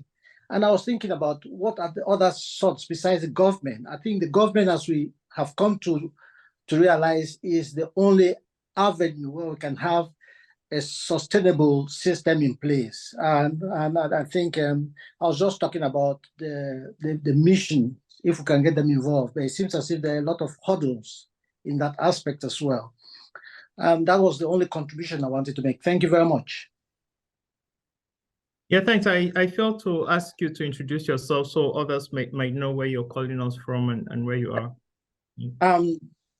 Dr. Charles Effiong, I finished from Secretariat. I'm currently a family physician with a very high interest in diabetes management in the UK. Oh, okay, awesome. Yeah, thanks a lot for your reflections. I don't know if Dr. Taka or Dr. Pingpoh had anything to say regarding his reflections. Dr. Taka? No, I don't have anything to add. I agree. Awesome. Awesome. Yeah. I also see we have Dr. Sostani here as well. I know he's also a practicing cardiologist here in the US. Really want to welcome Dr. Enoro. I know you've presented in the town hall here before, but really wanted to invite your reflections on this subject, and really as we're having these conversations around sustainability and how to improve really cardiovascular care in Cameroon, what some of your thoughts are first on their presentations, on what your insight is on the way forward regarding sustainability. Dr. Sostani. Thank you, Brian. I was a little late for the presentation, but I followed the end of it. And Dr. Taka and Clarence did a very good presentation. Cardiovascular health is still a challenge for us in Cameroon, and I agree with all the responses and all the comments from the different members. Sorry, I'm running. I was doing an exercise. I was jogging. So I think we still have a long way to go. Still a lot of I still think we could focus on a lot of education on this subject. There are a lot of things which are really underlooked, which our primary providers and our first line providers really are not very much aware, because that was the case for some of us when we were still in Cameroon, when we were trained. I'm sure things have evolved and people are more knowledgeable because information is all over the place now. But just empowering them more with basic skills of recognizing some of these risk factors, some of these patients who might benefit from some of these interventions is going to be a way to go. We are a resource limited setting. And so that's why it makes it hard that some of the high-end interventions which Taka and I are doing might not be they might not be immediately replicable in the current situation. But I think starting from recognizing the risk factors, educating primary care providers to recognize some of those cardiovascular problems is going to help to build a better future for cardiovascular health for Cameroon. Because it's really tough. It's tough. You need resources to manage some of these things, which Clarence and this exotic cardiovascular care, which the people of Cameroon need. It's just that the system needs to be able to support that. And I agree with Dr. Efiam, the government is the only sustainable partner at this time. However, the missions, they are reliable. The missions, the Catholics, the Baptists, I have used them a lot for mission trips to help me get things and move things in Cameroon in a very efficient and quick way. So, and they have been there. They have been there. You see a lot of missionary health systems as effective as the government systems, and sometimes even more. So their partnership is very important. If we engage them more at any level, I think we'll get better results and more results. Thank you, Brian. Yeah, thanks a lot for your reflections, Dr. Sostani, and it's really great to have you. I see Dr. Tim Fabrice's hand is up. Dr. Tim. Yeah, thank you, Brian, and thanks to the presenters, Taka and Clarence, for their brilliant presentation. I just want to bring touch on the point of the challenges of actually collaborating with these big organizations like the Baptist and the Catholic. I've had the opportunity as a trainee to actually one of the people had the opportunity to do an internship in the cardiac center, because that's about 2015. There was a plan at that time to try to create an integrated system in such a way that doctors trained in Cameroon will actually have exposure to all these other things that are being done and that are so-called exotic things that are done in these big hospitals that the government system doesn't have. So we were the initial batch of residents who were sent. So I spent 4 months in Shisong, and I worked with Dr. Pingpoh.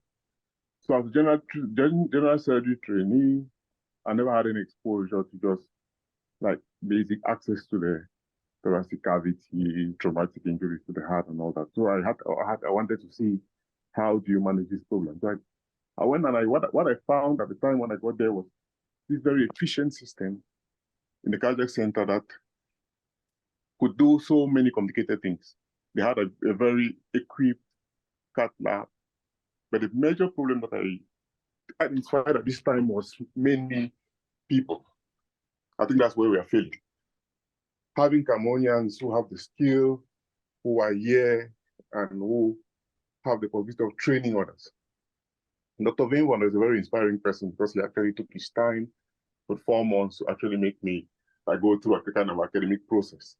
But that's just his single will. And that was the end of the project, because there was some conflicts between the Shisong and the Faculty of Medicine at the time.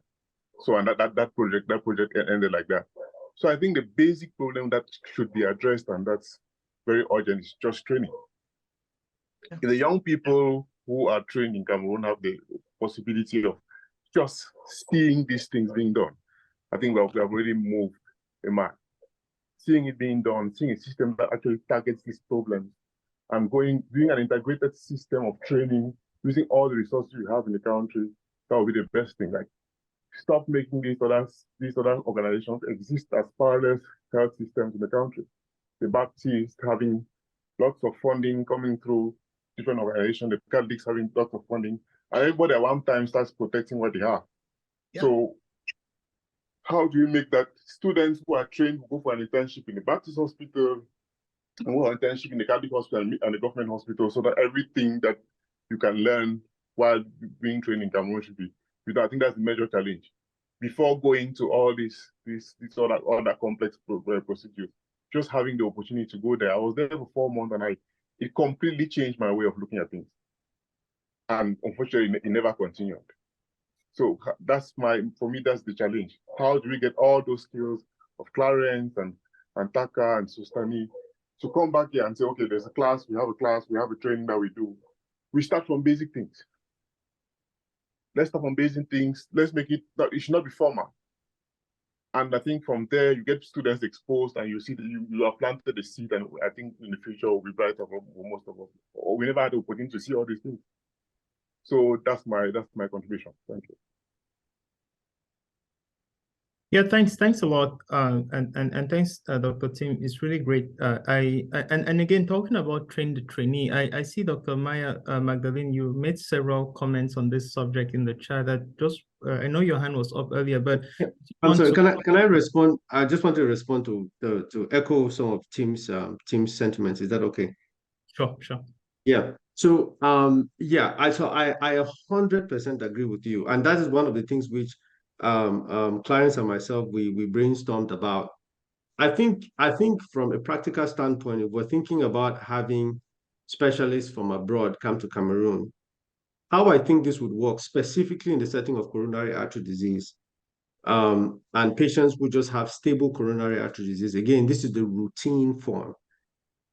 How this can work theoretically is you have a bunch of these patients who have already been screened by the primary care doctors. Say you have a group of 50 patients now, they've had stress tests and they're just waiting on medical therapy. Now you have myself, for example, and Clarence, or myself to begin with. I go to Cameroon and I spend 3 months. So we can have a 3-month rotation, right? Say there are 4 of us, that covers 1 year.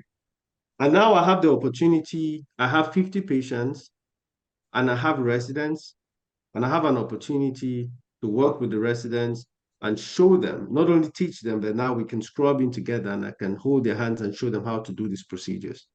But I can't do any of that if I don't have patients. It's not practical. Same thing applies to Clarence. So at the point where I do these procedures and I'm like, okay, these patients need open heart surgery. Now you have 30 patients that need open heart surgery. Now the cardiac surgeon is available and he is there with residents, and now they can get that training. So I think the first major step is getting those patients there through the primary care doctors and all of that. And then we can now move to the second and the third step. Yeah, add something to that. Yeah. All right. First of all, I think a successful cardiovascular program in Cameroon is non-profitable at the beginning. So in most of the countries where we live at the moment, it's being subvented by the government to make it to be able to work, because the patients who come have a high load of disease which need to be treated. And if you're intending to treat this in such a way that you profit from it, that you make it like a kind of like a business, right? It's not going to work. So that's why I personally think that private sectors, independent of the government, are going to find it difficult to thrive. All right. Then I'm of a different opinion. In order to be able to build such a program, you need to be on the ground.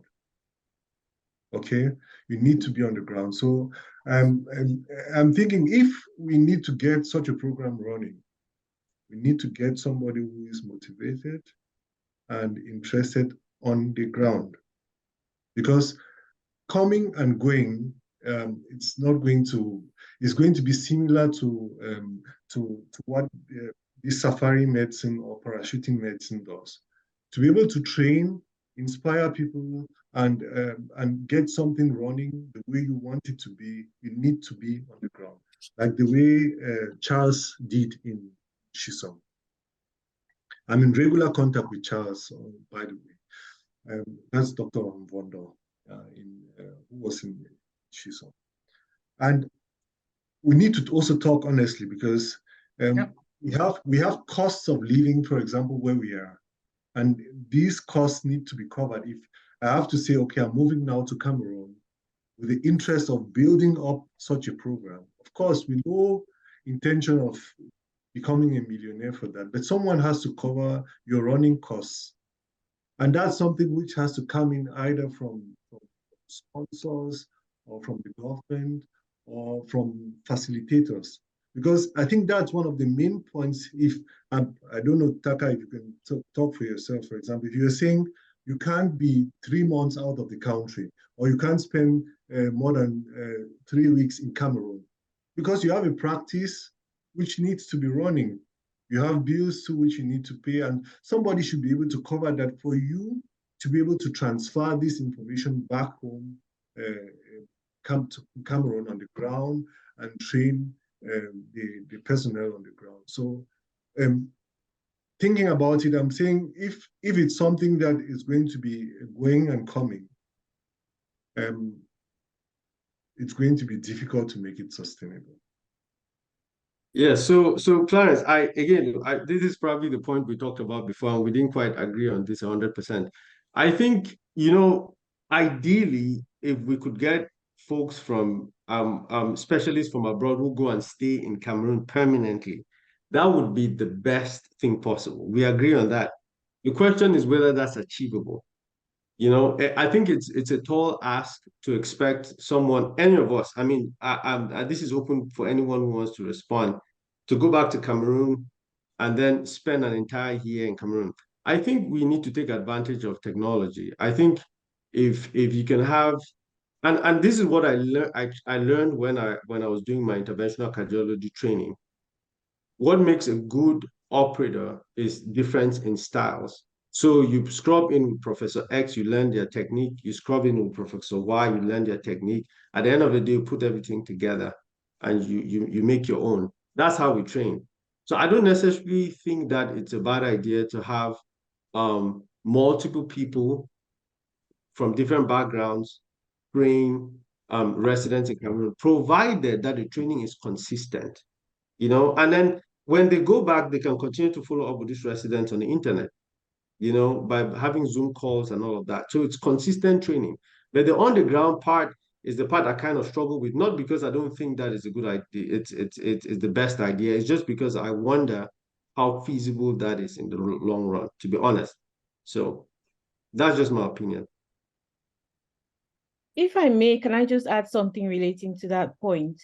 I recently attended a conference in Italy, the Cameroonian Italian Doctors Association, and one of the guys who presented his project, he's a Belgian, he's Cameroonian Belgian, and he what you guys are describing is exactly what he's doing. So he described he's a cardiothoracic surgeon. He described his experience of wanting to set up in Cameroon, and first he went down, tried to do his own thing in Yaoundé, was not well received. And then Hôpital Général de Douala heard about him, contacted him and asked him to come and help. And so he's eventually set up a service in Hôpital Général Douala. And they have these kind of exchange program with his hospital. I don't know about if it's his hospital, with hospitals in Belgium, and some of the doctors in, so both the cardiologists, that's the physicians and the surgeons. So they go to Belgium, and then he also comes every now and then with his team of doctors. A lot of them are white people. So even teaching nurses basics as using electric syringes, but also carrying out the surgery. So they do interventional cardiology at Hôpital Général now. And so he was just describing his experience of setting that up and the challenges, the funding. And there's a lot of, so they have funding, but also patients in Cameroon, those who are insured.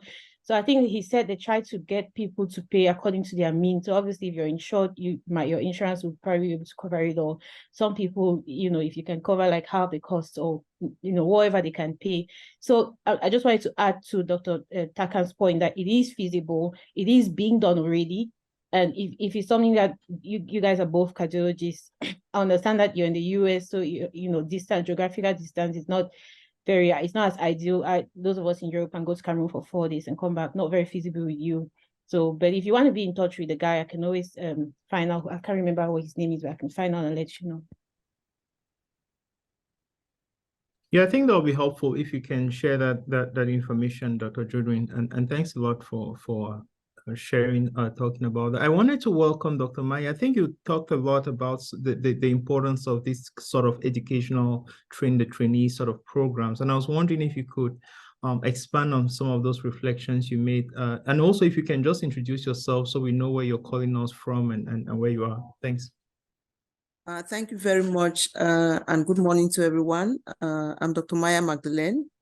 I'm a public health physician. I work for Centers for Disease Control back in Cameroon. So I just wanted to share the experience we've had. And please don't forget, Cameroon, we still have our starting from the experience that Dr. parking Jodwin lot gave. session. I think the cardiologist in Belgium, you know, he succeeded in establishing this system because, you know, he had somebody who was ready to receive and welcome him and establish such a program in the General Hospital in Douala. So it's the same, like we have other entry points, like we have the Baptist. They have a training program where you have doctors coming from the US to train their physicians on the spot. It's like a learning and training program. And just to also mention that Shisong has been relocated. Part of it now is found in Boya. And I think that's an opportunity that we can exploit to see if maybe a training program can be set up within the Shisong program so that, you know, cardiologists can come and learn from, you know, the resources that they have and what they have. And we also have the Mercy Ship. I think the Mercy Ship is from the US. They come to Cameroon maybe for 3 months, sometimes 6 months. They establish themselves in Douala. There's somewhere, they have a center just beside the district hospital in Nilon. So they set up this big program and patients are recruited from all over the country and they come to receive services at that point. So that could be an opportunity probably for team members to come during that period. If you say 3 months is too much, maybe they can come in probably sessions. Somebody comes maybe 2 weeks, operates the cases that are around there and try to train the other specialists or the other medical doctors that come, you know, to assist in the program. So it's a learning opportunity. It depends now on how it is going to be organized. So going through the government becomes very challenging because everybody is looking at you. Where is the funding you're bringing? What is it that you want to do? What is my own share of what has to happen? There, it is impossible and it will be very, very challenging. But going through existing programs within the country where we can probably start doing something and then maybe make publications or maybe present achievements from what has been done, then people will begin to buy it in country. But if you think you will come from, you know, from the US to just establish a program, it's very, very difficult. And I want to say that maybe at the real primary healthcare level, I don't think that we really have that competency to screen people, you know, for cardiovascular diseases and even master where we need to refer those patients to. So these are things that we need to look at, but starting to say, how can this forum begin by putting little resources together or probably writing a project, seeking for a little bit of funding, and then to start the basics of what needs to be done. Because, you know, just saying we will come, it is difficult when you come and you have nothing that you need to offer. Everybody will be looking at you, everybody is hungry. But how can this forum begin by probably writing a little project, mobilize some funding, you know, all over the world. I know there are lots of resources. Public health, I know, but, you know, probably in the specific cardiovascular area, I may not know, but that's something we can find out and build a small project where we can bring in key actors within the country that can carry that project and see how we can implement that together. So that was just my 1 cent thoughts, and I thought I should share it with the team. Thank you. Over. Yeah, thanks a lot, Dr. Maya. I completely forgot about you, and thanks a lot for all the work that you're doing with the regional country office in Cameroon, and really applaud all your contribution to building a really resilient public health system in Cameroon. I don't know if Dr. Taka or Yeah, let me respond to that. So a lot of thank you, Dr. Maya. A lot of what you talked about, I actually talked about at the beginning of I addressed at the beginning of the presentation. This has to start from the grassroots. A lot of the tools that are needed to screen these patients are basic questionnaires. I don't necessarily know that that requires a grant project to be written and funding to be provided. I don't think any of that is necessary at the very beginning. I think the moment we start getting these patients screened, and we now have an organization, or we have the key hospitals in Yaoundé, and again, I'm using Yaoundé as the initial site. We have the key hospitals in Yaoundé participating in this effort, and we have a cohort of patients, say 50 patients that have now been screened. We can now move over to getting them stress tested. I talked about the exercise stress test, which is simple. And these are things, again, that can be implemented. I think our goal here, again, is implementation. We would eventually have an audience with the minister, and we want to propose simple things, very simple things that can be implemented. And then starting from there, we can now build on asking for funding and the rest. But I guess the initial focus is just starting simply with the primary care doctors. So, Brian, may I add something? Just because I want to go to primary care. I've always asked myself, what does it take to have an EKG machine in every district hospital? It's been a puzzling question I've had since from the time I trained in Cameroon. I happen to know the system very well. What does it take to have an EKG machine in every district hospital? Can the directors even afford it? Yes. Most of the time with new technologies, less than $1 million francs is less than 500,000. I've been the director of a district hospital. Their running budget every 6 months can be about 5 million. Can we afford it? Yes. Can we use basic tools to screen patients? Yes. Are our doctors and nurses trained on that during their training? When I was in Q's, no. But maybe now, yes. I've not been there for a long time. And I go back to primary care is how you orientate the training of your primary care doctor. How were they trained? How were they oriented when they were trained? Do they even know that an EKG is an important tool to someone who comes to the ER that has to be done? Then they would advocate to have it. So going back to really wanting to build this is going back for us to reflect about the basics. Proliferating medical schools in Cameroon is not the answer to reducing mortality. It's training them appropriately to help them treat the basic things that we have at the moment. Is it still infectious disease we need to concentrate? Do we have to concentrate on other parameters? Those who trained with me while we're in Q's, how many of you got the use of EKG machines regularly? Not just having classes where you worked, were they available? Were you using them in the emergency rooms? Were you even screening for cardiovascular disease? Does the government have in place a policy to get basic healthcare? Do you talk to your patients to come in for regular checkups, even those who have money to afford it, and those who have insurance in place? So I'm a practicing oncologist right now, but it gets to the point where I get to reflect that preventive medicine in Cameroon is just around pediatry, which is doing a good job, vaccines, mother and health care, because we have a good gynecology training programs and pediatric training.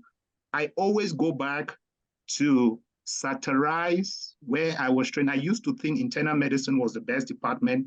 After training in internal medicine, I think that is where we need to do the biggest reform in Cameroon.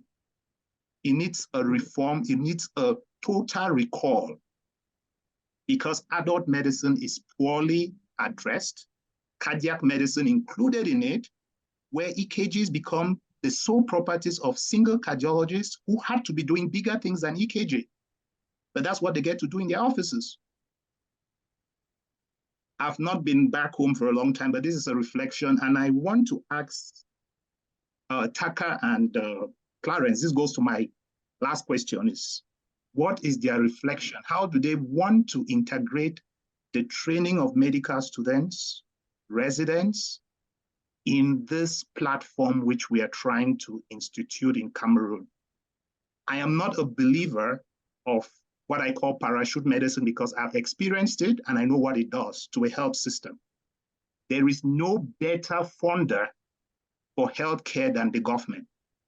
No matter how much help we get, the government still sponsors in all countries. The highest amount of funding comes from the government. If you do parallel system in place where there is no government control, they are not going to succeed. And the government needs to buy these ideas. When you come in, you do surgeries and you will leave burdens for others to take care of. You may help in a short run, but in the long run, you do no help. That's why numbers will not change. So sustainability is a big part of what we should think about. And I think at the end of this project, my own pledge to Clarence is to try to get the minister to listen to you and Taka and listen to others. I know personally more than 20 interventional cardiologists who are Cameroonians in the US, more than 20. I think that's a specialty most of our physicians love the best. I know more than 20 cardiologists, cardiac surgeons. I don't know as many, but I know more than 10 of them or so. So these are things that giving back, where the government is open to collaborate, we can make a big difference like Rwanda, Kenya, Uganda, and the other countries, because these are all English mentality is a bit different from the French mentality, I must say it. We need to be receptive, embrace our diaspora, look at them as a partner, collaborate with them. And most universities here would love to be engaged in such a thing. My problem with the missionary has always been trying to protect what they have. Even being a Catholic, I will tell you that protecting what they have at times is the biggest problem. Not wanting others to share with their partners. I must say it because it's something someone has to say at a certain point. So we need to have someone who is non-selfish, who is ready to, the government may be corrupt, but there are always ways of entering the government. And if you can do that, you would lead to a sustainable way of doing things. I said this back in 2010 when I traveled for Women's Deliver. Cameroon government could make no improvement in HIV if all the funds come through the Baptist government, through the Baptist mission. No, the Baptist mission doesn't have access to all patients. The Cameroon government has more than 400 district hospitals throughout the country. No other person has that kind of network. So we should stop dreaming. Let every health center, if I can tell the minister, every health center should have an EKG machine. We start from there. Students will play with it. They will know how to read it. They have access to internet. They would learn it. And that's where you start and you make a big difference. Brian, sorry, this is my intervention that I wanted to say. I don't know if Clarence or Taka have any feedback. Yeah, Mona, let me answer then, Clarence. So I agree with most of your sentiments. And that's what I've always thought. I think the Cameroon government is going to have a big role to play, right from their network of hospitals. So, and that's why in my mind, I still think the biggest thing is implementing protocols, basic protocols. Start with simple things first. Let's know what the screening criteria is. These are simple things that if you go to the minister and this is dispatched and all the district medical officers, they have this and their quality measures. These are simple things.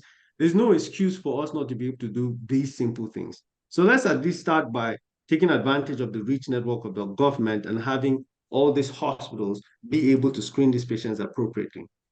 Now, on the other end, when it comes to sustaining the project, you have to have people on the ground, so residents who eventually become specialists. I think that the way this would be possible on a grand scale is have rotating specialists. So again, it's not parachute medicine per se, because it's the same team. So you have a team, for example, you have a team of 4 cardiac surgeons, all right? Each cardiac surgeon takes 3 months in Cameroon. That's how I see it. So it's continuous learning by different specialists. Same thing applies to interventional cardiologists. I just think that we have to start small, start by identifying these patients, move to step number 2, move to step number 3. I'm using the government and every other help we can get. Yeah, thanks, Dr. Taka. Any other thoughts, Dr. Clarence? Just to round up, and just like for food for thought for the Cameroon Town Hall, because we're talking about medical personnel. Maybe it's going to be good if our medical students could join this forum while we are having these talks. I don't know how it is possible to get in touch with them so they can join and discuss with us, because that's the beginning, right?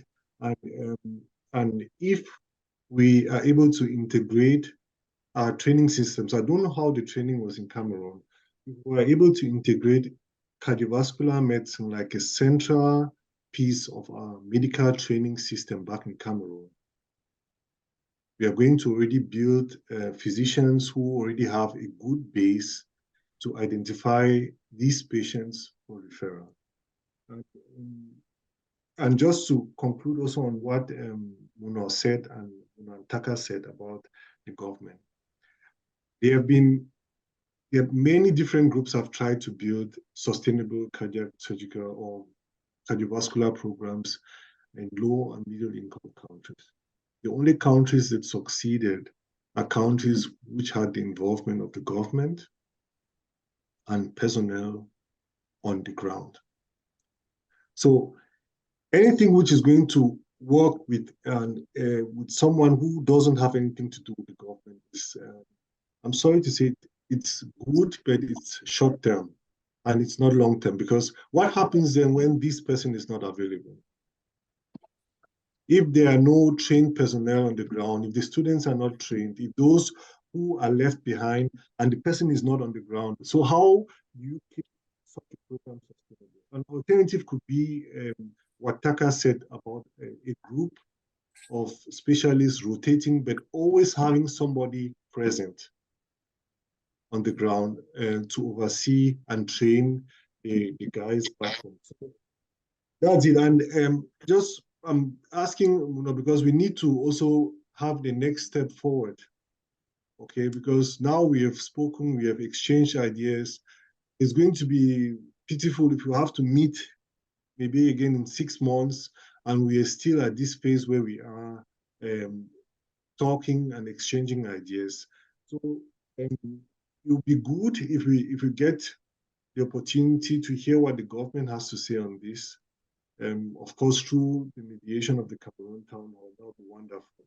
And it's also going to be good to create a task force of people who are interested in building up this kind of idea, like Dr. Maya said. That's also wonderful. And anybody who is interested in chipping in infos and working actively to build up something, it's an idea which is going to be welcome. And we'll create something like a task group with the help of the Cameroon Town Hall, where we would then meet separately subsequently to prepare the way forward, like to write out a program outline of what the next steps need to be. So, and it's also going to be welcome for anybody who is willing to work to come on board. Once more, thank you guys again for the opportunity to share this idea. And I hope it's a seed we are planting, which we'll be able to reap in a few years to come. Yeah, thanks a lot. I do see there's Brian, 1 second, can I just say something? This is Sostani. And I like the intervention from the reflection from Clarence and Taka. And I want to be a little practical here now. And I will want to volunteer myself and to volunteer Taka. I'll take upon myself to volunteer Taka now. Because we're going to say this and I'm going to say this and it's going to be documented here. And 1 year from now, when we sit on this forum, we gave this talk. We had this talk last year, and we're having this talk again this year. I feel a little guilty, like we've not done a lot of if not with much strides, much practical strides done. And one simple thing I want to volunteer myself and probably Taka, because I think we can make time on that, and any other cardiologists who will be volunteering. I want us to, and Muno, you help us with this, with your platform. We want a group of medical students. I'm thinking about this now. I want a group of medical students, and we will run through with them through the year with a curriculum of EKG. That's a very simple thing we can do. We can meet once a week, once every 2 weeks, once a month, and we'll run through an EKG curriculum to get them to be more familiar with EKGs. They don't have to buy any book. They just have to have WhatsApp available or Zoom available, and use these social media platforms for us to empower them. I am volunteering myself to do that. I can commit time throughout the year to do that. But we need students who are going to be available, medical students. I want medical students. I don't want doctors. I don't want physicians. I think I want to start from grassroots. Okay. And Taka, I don't know if I'm right to volunteer you, but I think I don't know if I have a choice. I don't know if I have a choice in the matter. I don't think you have a choice here to deny that. So that's fine. That's fine. That's okay. So I think it's something doable in partnership with the town hall. We can create a monthly, because I know both of you are very busy. Both your time is worth it, but I also want to make sure that the students know the value of this. I learned recently, I organized a 2-session training on breast cancer, which I think it's deplorable, the management in Cameroon. I'll use the same word. And I was shocked that only specific doctors, the first session, we had about 80 people coming. And I'm planning to do a series and get other oncologists involved. But we need to make sure that we reach out to the right students, get the students involved, and see their engagement. There is no way you can train people who are not enthusiastic in learning. So I would get back to you guys, and Brian would see how we can use our network. And I know certain people like Professor Joshua Tamde sends this to his students, but still few of them show up for the town hall. So once we get a green light that would have students, then I would be able to tell you guys to sacrifice your time, because I know your time is worth a lot. And let's make sure that the students know the value of what they are coming to get. If they don't value what they are coming to get because you're giving them for free, they may not be able to attend it. Not without saying much, so I'll just give back the floor to Brian. I think there are some few other hands that were up. Yeah, thanks a lot, Mono. I think that's totally feasible, and thanks for offering Dr. Sostani. I think that's entirely feasible. We do have medical students who attend these sessions frequently, and I think it will be a great add for them educationally for them as well. I wanted to just welcome some of the members of the committee that the Ministry of Health put together to advance some of these things in Cameroon. I see Dr. Samuel was here, and also Larissa. Happy, if you can, I would like to maybe welcome some of your thoughts and reflections on these discussions we've been having. Larissa and Samuel, I don't know if which of you want to go first.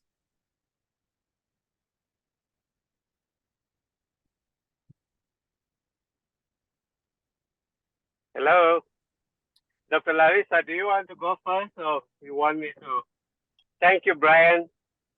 I just want to appreciate the two speakers. I apologize, I missed the beginning of the presentation.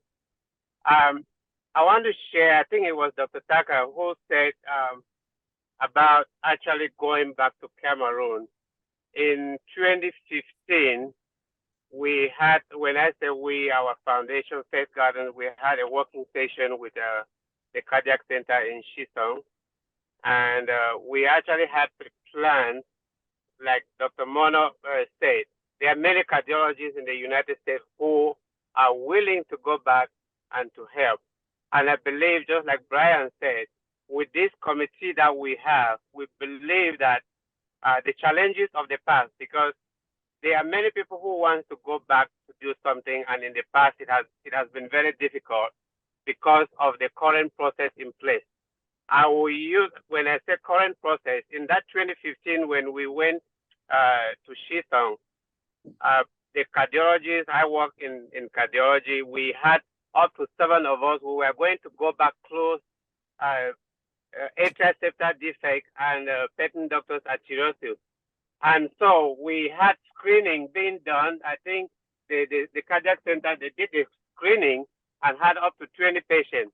But when it came time for my team to go to Cameroon, we found out that our director found out that they were charging basic certain amount, which was maybe close to 100,000 because of some process in place, and they were not happy. They backed out of that plan. So why am I bringing this? There are many groups that have tried in the past. We hope that this time with the working group, the minister will be able to work with us. I think in another different presentation, Mono talked about not only training the doctors. If we talk, for example, if you train the doctors and you want to build a center and you don't have the nurses, you don't have the technicians who will be available to help, it will still be a problem. So trying to set up a system that is sustainable, we will have to go back to the drawing board where you actually have the ministry try to put a program in place. Yes, for now, we can have a program where we can help the residents, the medical students, but at the end of the day, if there is no sustainable program by the ministry, it will still be a short-term program that will end at some point. So I hope that with us being part of the committee, listening to the presentation today, as we have heard in many others, our goal will be to get the ministry to look at what other institutions or other countries are doing. Nurses who are in subspecialty in Cameroon, technicians who are in subspecialty, including the doctors, we have to start looking at that. In our center in Dub, for past 6 months, we've been working even with the NCD group in Cameroon to train our doctors. We have up to 5 EKGs machines and ultrasound at our center. And we do have technicians from here. They log in, I think Mona know that every Saturday to train doctors there at the center. So we can start slowly, but we have to work with the ministry, and this is where the minister becomes very important. And I believe that the working group gradually will take into consideration all the suggestions that we're having through the town hall. Thank you, Brian. Yeah, thanks a lot, Dr. Samuel, for those reflections. Really appreciate it. Dr. Larissa. I think you're muted. We can't hear you.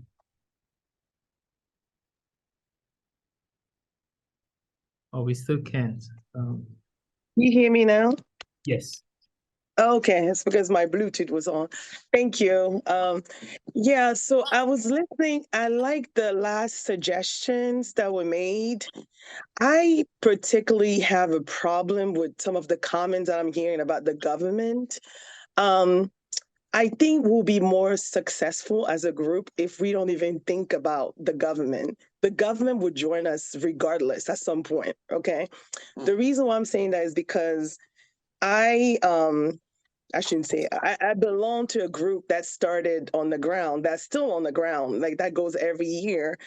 That started from scratch. Like if you're not on the ground, you never know what the problem is. If you're not collaborating with the people on the ground, you never know. Yes, people have challenges when they go, but their experience is not your experience. You know, you'd be surprised how much access you could have depending on if you talk to people on the ground. I don't know if you understand what I'm saying. Like, I get a feeling of like a lot of resentment and say, oh, we have to write this first. We have to do this first. No, we don't have to do that. Like, I think the last person who spoke and say, let's work with the student, I think that's an excellent idea. I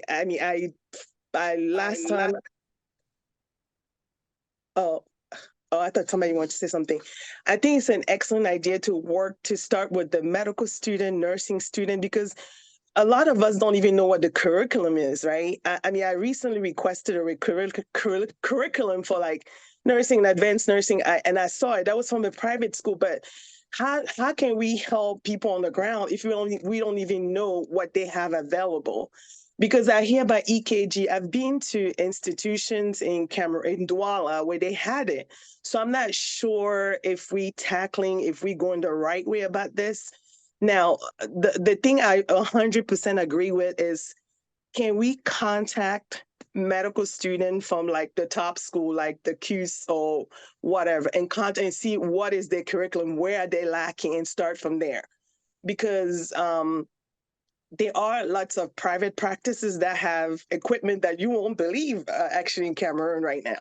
You know, and if you haven't been to Cameroon recently, you can't really speak on it because you have to go on the ground. I was surprised going the past 3 years what I've seen on the ground. Every year I see something different. So things are advancing. I think like instead of waiting for the government to come and do stuff, we can go at it. I'm taking like my whole life, for example, that just won the diaspora prize, right? I joined that group 3 years ago. It's not my group, but it's a friend of a friend's group. So my friend created that group. So I say, hey, let me join them. I have other groups here in the US, but I noticed that they were already starting to establish themselves. And eventually the government reached out and say, hey, we like what you're doing. And the organization just won the prize for the best diaspora in healthcare, implementing changes. And knowing that group, I'm telling you, they started from nothing. They're regular providers and nurses like us from different parts of the world that are doing amazing things. Like, for example, if you ask me today, who is the responsible person in with this region in Cameroon, I can tell you. Not because I think that it wasn't that difficult to get. You just have to talk to people on the ground. They'll tell you there's a lot of stuff in place in Cameroon. I just feel like people keep saying the government. I particularly don't even want to deal with the government, to be honest, to start something like this, because you're going to have to go through so many hoops and you're going to get discouraged. So what I'm going to say is like, please, let's just go at it. Even if we start with 5 people, it will get bigger. A lot of people, you learn that in leadership, they join when they see action. Some people join at the end, some people join at the beginning, some people join in the middle. I mean, let's just start with medical student and nursing student of the top, maybe just public schools, and go from there, see what they have, and start the EKG training, like you were saying. That's something that can be done on Zoom, and see what they have on the ground right now, not 10 years ago, not 5 years ago, right now. I mean, that's just my take on it. I just feel like I don't want to be part of a group that just sits and talk about writing policies and stuff, because I did that before. I work in management, and it takes forever to write all those things and go through all the hoops, especially in Cameroon. Even the US is tough, especially in Cameroon. Why don't we just go to action? Like, who here knows like somebody in the medical school, like the top medical school in Douala or Yaoundé? Let's go and start with them and say, hey, can you show us your curriculum? Same with nursing. Where are the needs? And we can look at the curriculum and identify the needs and start with whoever want to start. I don't care if it's 2 students. We start there, people are going to join. I mean, I'm going to stop there. Thank you. Thanks a lot. Yeah, thanks a lot, Larissa. It's great to have you, and thanks a lot for sharing that. Yeah, I think we are really way past the time. I just wanted to welcome the concluding remarks from our speakers, and thanks again, Clarence and Dr. Taka for accepting to speak on this really important public health subject here in the town hall. I think it has, as you've seen, elicited a lot of reflections, a lot of feedback, and I really hope that something sustainable comes out of this. And I think we will take the reflections that Dr. Maya Magdalene shared here earlier, and maybe we'll move forward with those. So I just wanted to welcome, if you have any concluding thoughts and remarks from the presentation today, then we will close with the final words from the chair of the town hall, Dr. Mona. Dr. Taka and Dr. Clarence, over to you. I think I'm just going to take on. I'm very happy for the opportunity and the ideas we've shared so far. And I personally think if we close this meeting today with a group of people who are willing to work together, then it would have been a success for me. So I'm calling on Muno. You have the contacts of all those who are registered in the town hall. And you're going to pass out a list and where all those interested can register, and we can meet then in a separate group to discuss the way forward. So thanks once more for your enthusiasm and willingness to work. Okay. Yes, thank you, Clarence. I concur with everything you've said, and thank the town hall for giving us this opportunity. I think we decided to have this meeting to pass to action. That was the only objective of this meeting. And for anyone who was listening to the presentation, that's all we were focused on. So ultimately, all the specialists, all the people on the ground, if we're going to pass that list around, and everyone who wants to come on board is welcome. Thank you. So last words for me, those you can recall that we'll stay for the parking lot session. I want to thank Professor Clarence Pingpoh, who is a friend, for his enthusiasm and still believing in Cameroon, despite everything that he has tried to do and still wanting change back home. Change back home can be done in multiple ways. I'll tell you this because I've tried it. You can do it as an individual. You can do it as an organization. You can do it through the government, and we should still believe in that. And the only sustainable way to change policy without making profit out of it is always establishing a robust and a healthcare system that is ready to help our people. There is no existing healthcare system on earth that does not have the government play a good role in it. You cannot just eliminate the fact that the government is so fundamental in doing that. The question is, how do we reach them and how do we get something sustainable in place? I have seen over my last 25 years in healthcare in Cameroon, I've seen organizations come and go. I've seen mission start processes that they cannot sustain. I have seen cardiac surgery, which used to be done in the 70s in Cameroon by Professor Ngimbus and the others. And privately, when I was in the faculty, nobody could do even one surgery anymore. I have seen organizations create cardiac centers and close them. I have seen individuals leave the diaspora, organize campaigns, multiple of them, and still the population of Cameroon is not in Yaoundé and Douala. The population of Cameroon is not in Bamenda. The population of Cameroon is found in the regions, in the districts, in the healthcare centers. Taka, you worked at Mada. When you reached there, when you were posted from Bamenda to Mada, we used to work in Bamenda together. You could imagine your feelings. I was posted to Mankon, which is 2 kilometers from Bamenda. There was no water. I can tell you, I know Cameroon. I visit Cameroon every year and I still go to those places. There was no water in the healthcare, in the district hospital that takes care of about 100,000 people. There was no electricity. The labor rooms did not even have a delivery room. You could not wash your hands. Yaoundé and Douala has sophisticated healthcare centers which do not serve the people of Cameroon. They serve a minute people with insurance. That's just the truth about Cameroon healthcare system. And I believe, and this is a reflection, that any way a diasporan can help in Cameroon is good. If you want to go through any kind of NGO, I love NGOs, but NGOs are not sustainable. I always say that. Maybe it's because of my basic public health training taught me really that sustainability is key to everything. I did that 20 years ago. I'll still do it today. If you ask me in any funding group whom to sponsor in a government, in a sector to improve health is the government. No matter how corrupt they are, they have the network that it takes. We should learn to fight the corruption in that area. So I will, as a pledge, Clarence, for your discussion, I would send out a link once you create it where I can send it to everyone who has registered in the town hall, where they can put in their address and we can work a way forward. And I think you having this brilliant idea is a way forward. And if we can help in the training of our nurses, of our physicians, of our technicians, of different experts that you can imagine that will be involved in treating cardiovascular diseases, that would be good. And also Sostani's proposal of training medical students.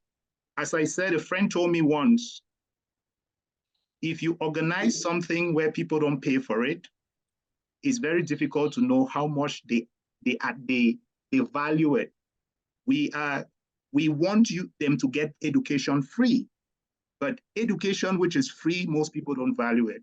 I can say from my recent experience, I think I gave lectures on breast cancer, educational lectures for high-end lectures, but few students, it was distributed in Cameroon, but few students really participated because they did not know the value of it.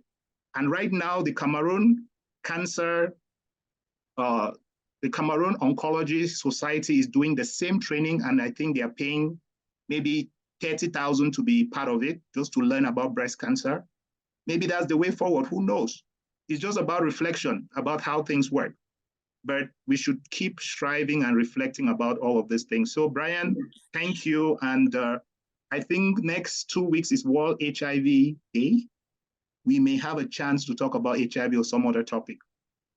And just to let others know that we have the parking lot where we have free ideas running. It's not going to be on Zoom or recorded. You could stay back for those who are busy.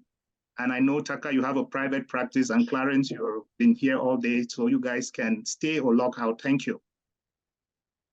Yeah, thanks a lot, Dr. Mona, for those concluding remarks. And I just wanted to thank everyone. We meet here every other week, so essentially every 2 weeks, and we try to discuss pertinent public health issues or medical issues in Cameroon, and try to bring together some sustainable solution. I really want to thank all of you all for participating, and really applaud the expertise that has been present here today. And I really want to thank Dr. Maya. Really heard a lot about your work, and thanks a lot for everyone. I think in the next session, I hope we talk about HIV, which is Dr. Mona, as you are aware, is undergoing significant issues now with the pending reauthorization of PEPFAR. I think it'll be a great moment to discuss some of the challenges around the impact of not reauthorizing PEPFAR and what that might mean for us at the continental level and also in Cameroon. So definitely looking forward to that. So we have a parking lot after this, and you can stay on to interact with the other speakers after this.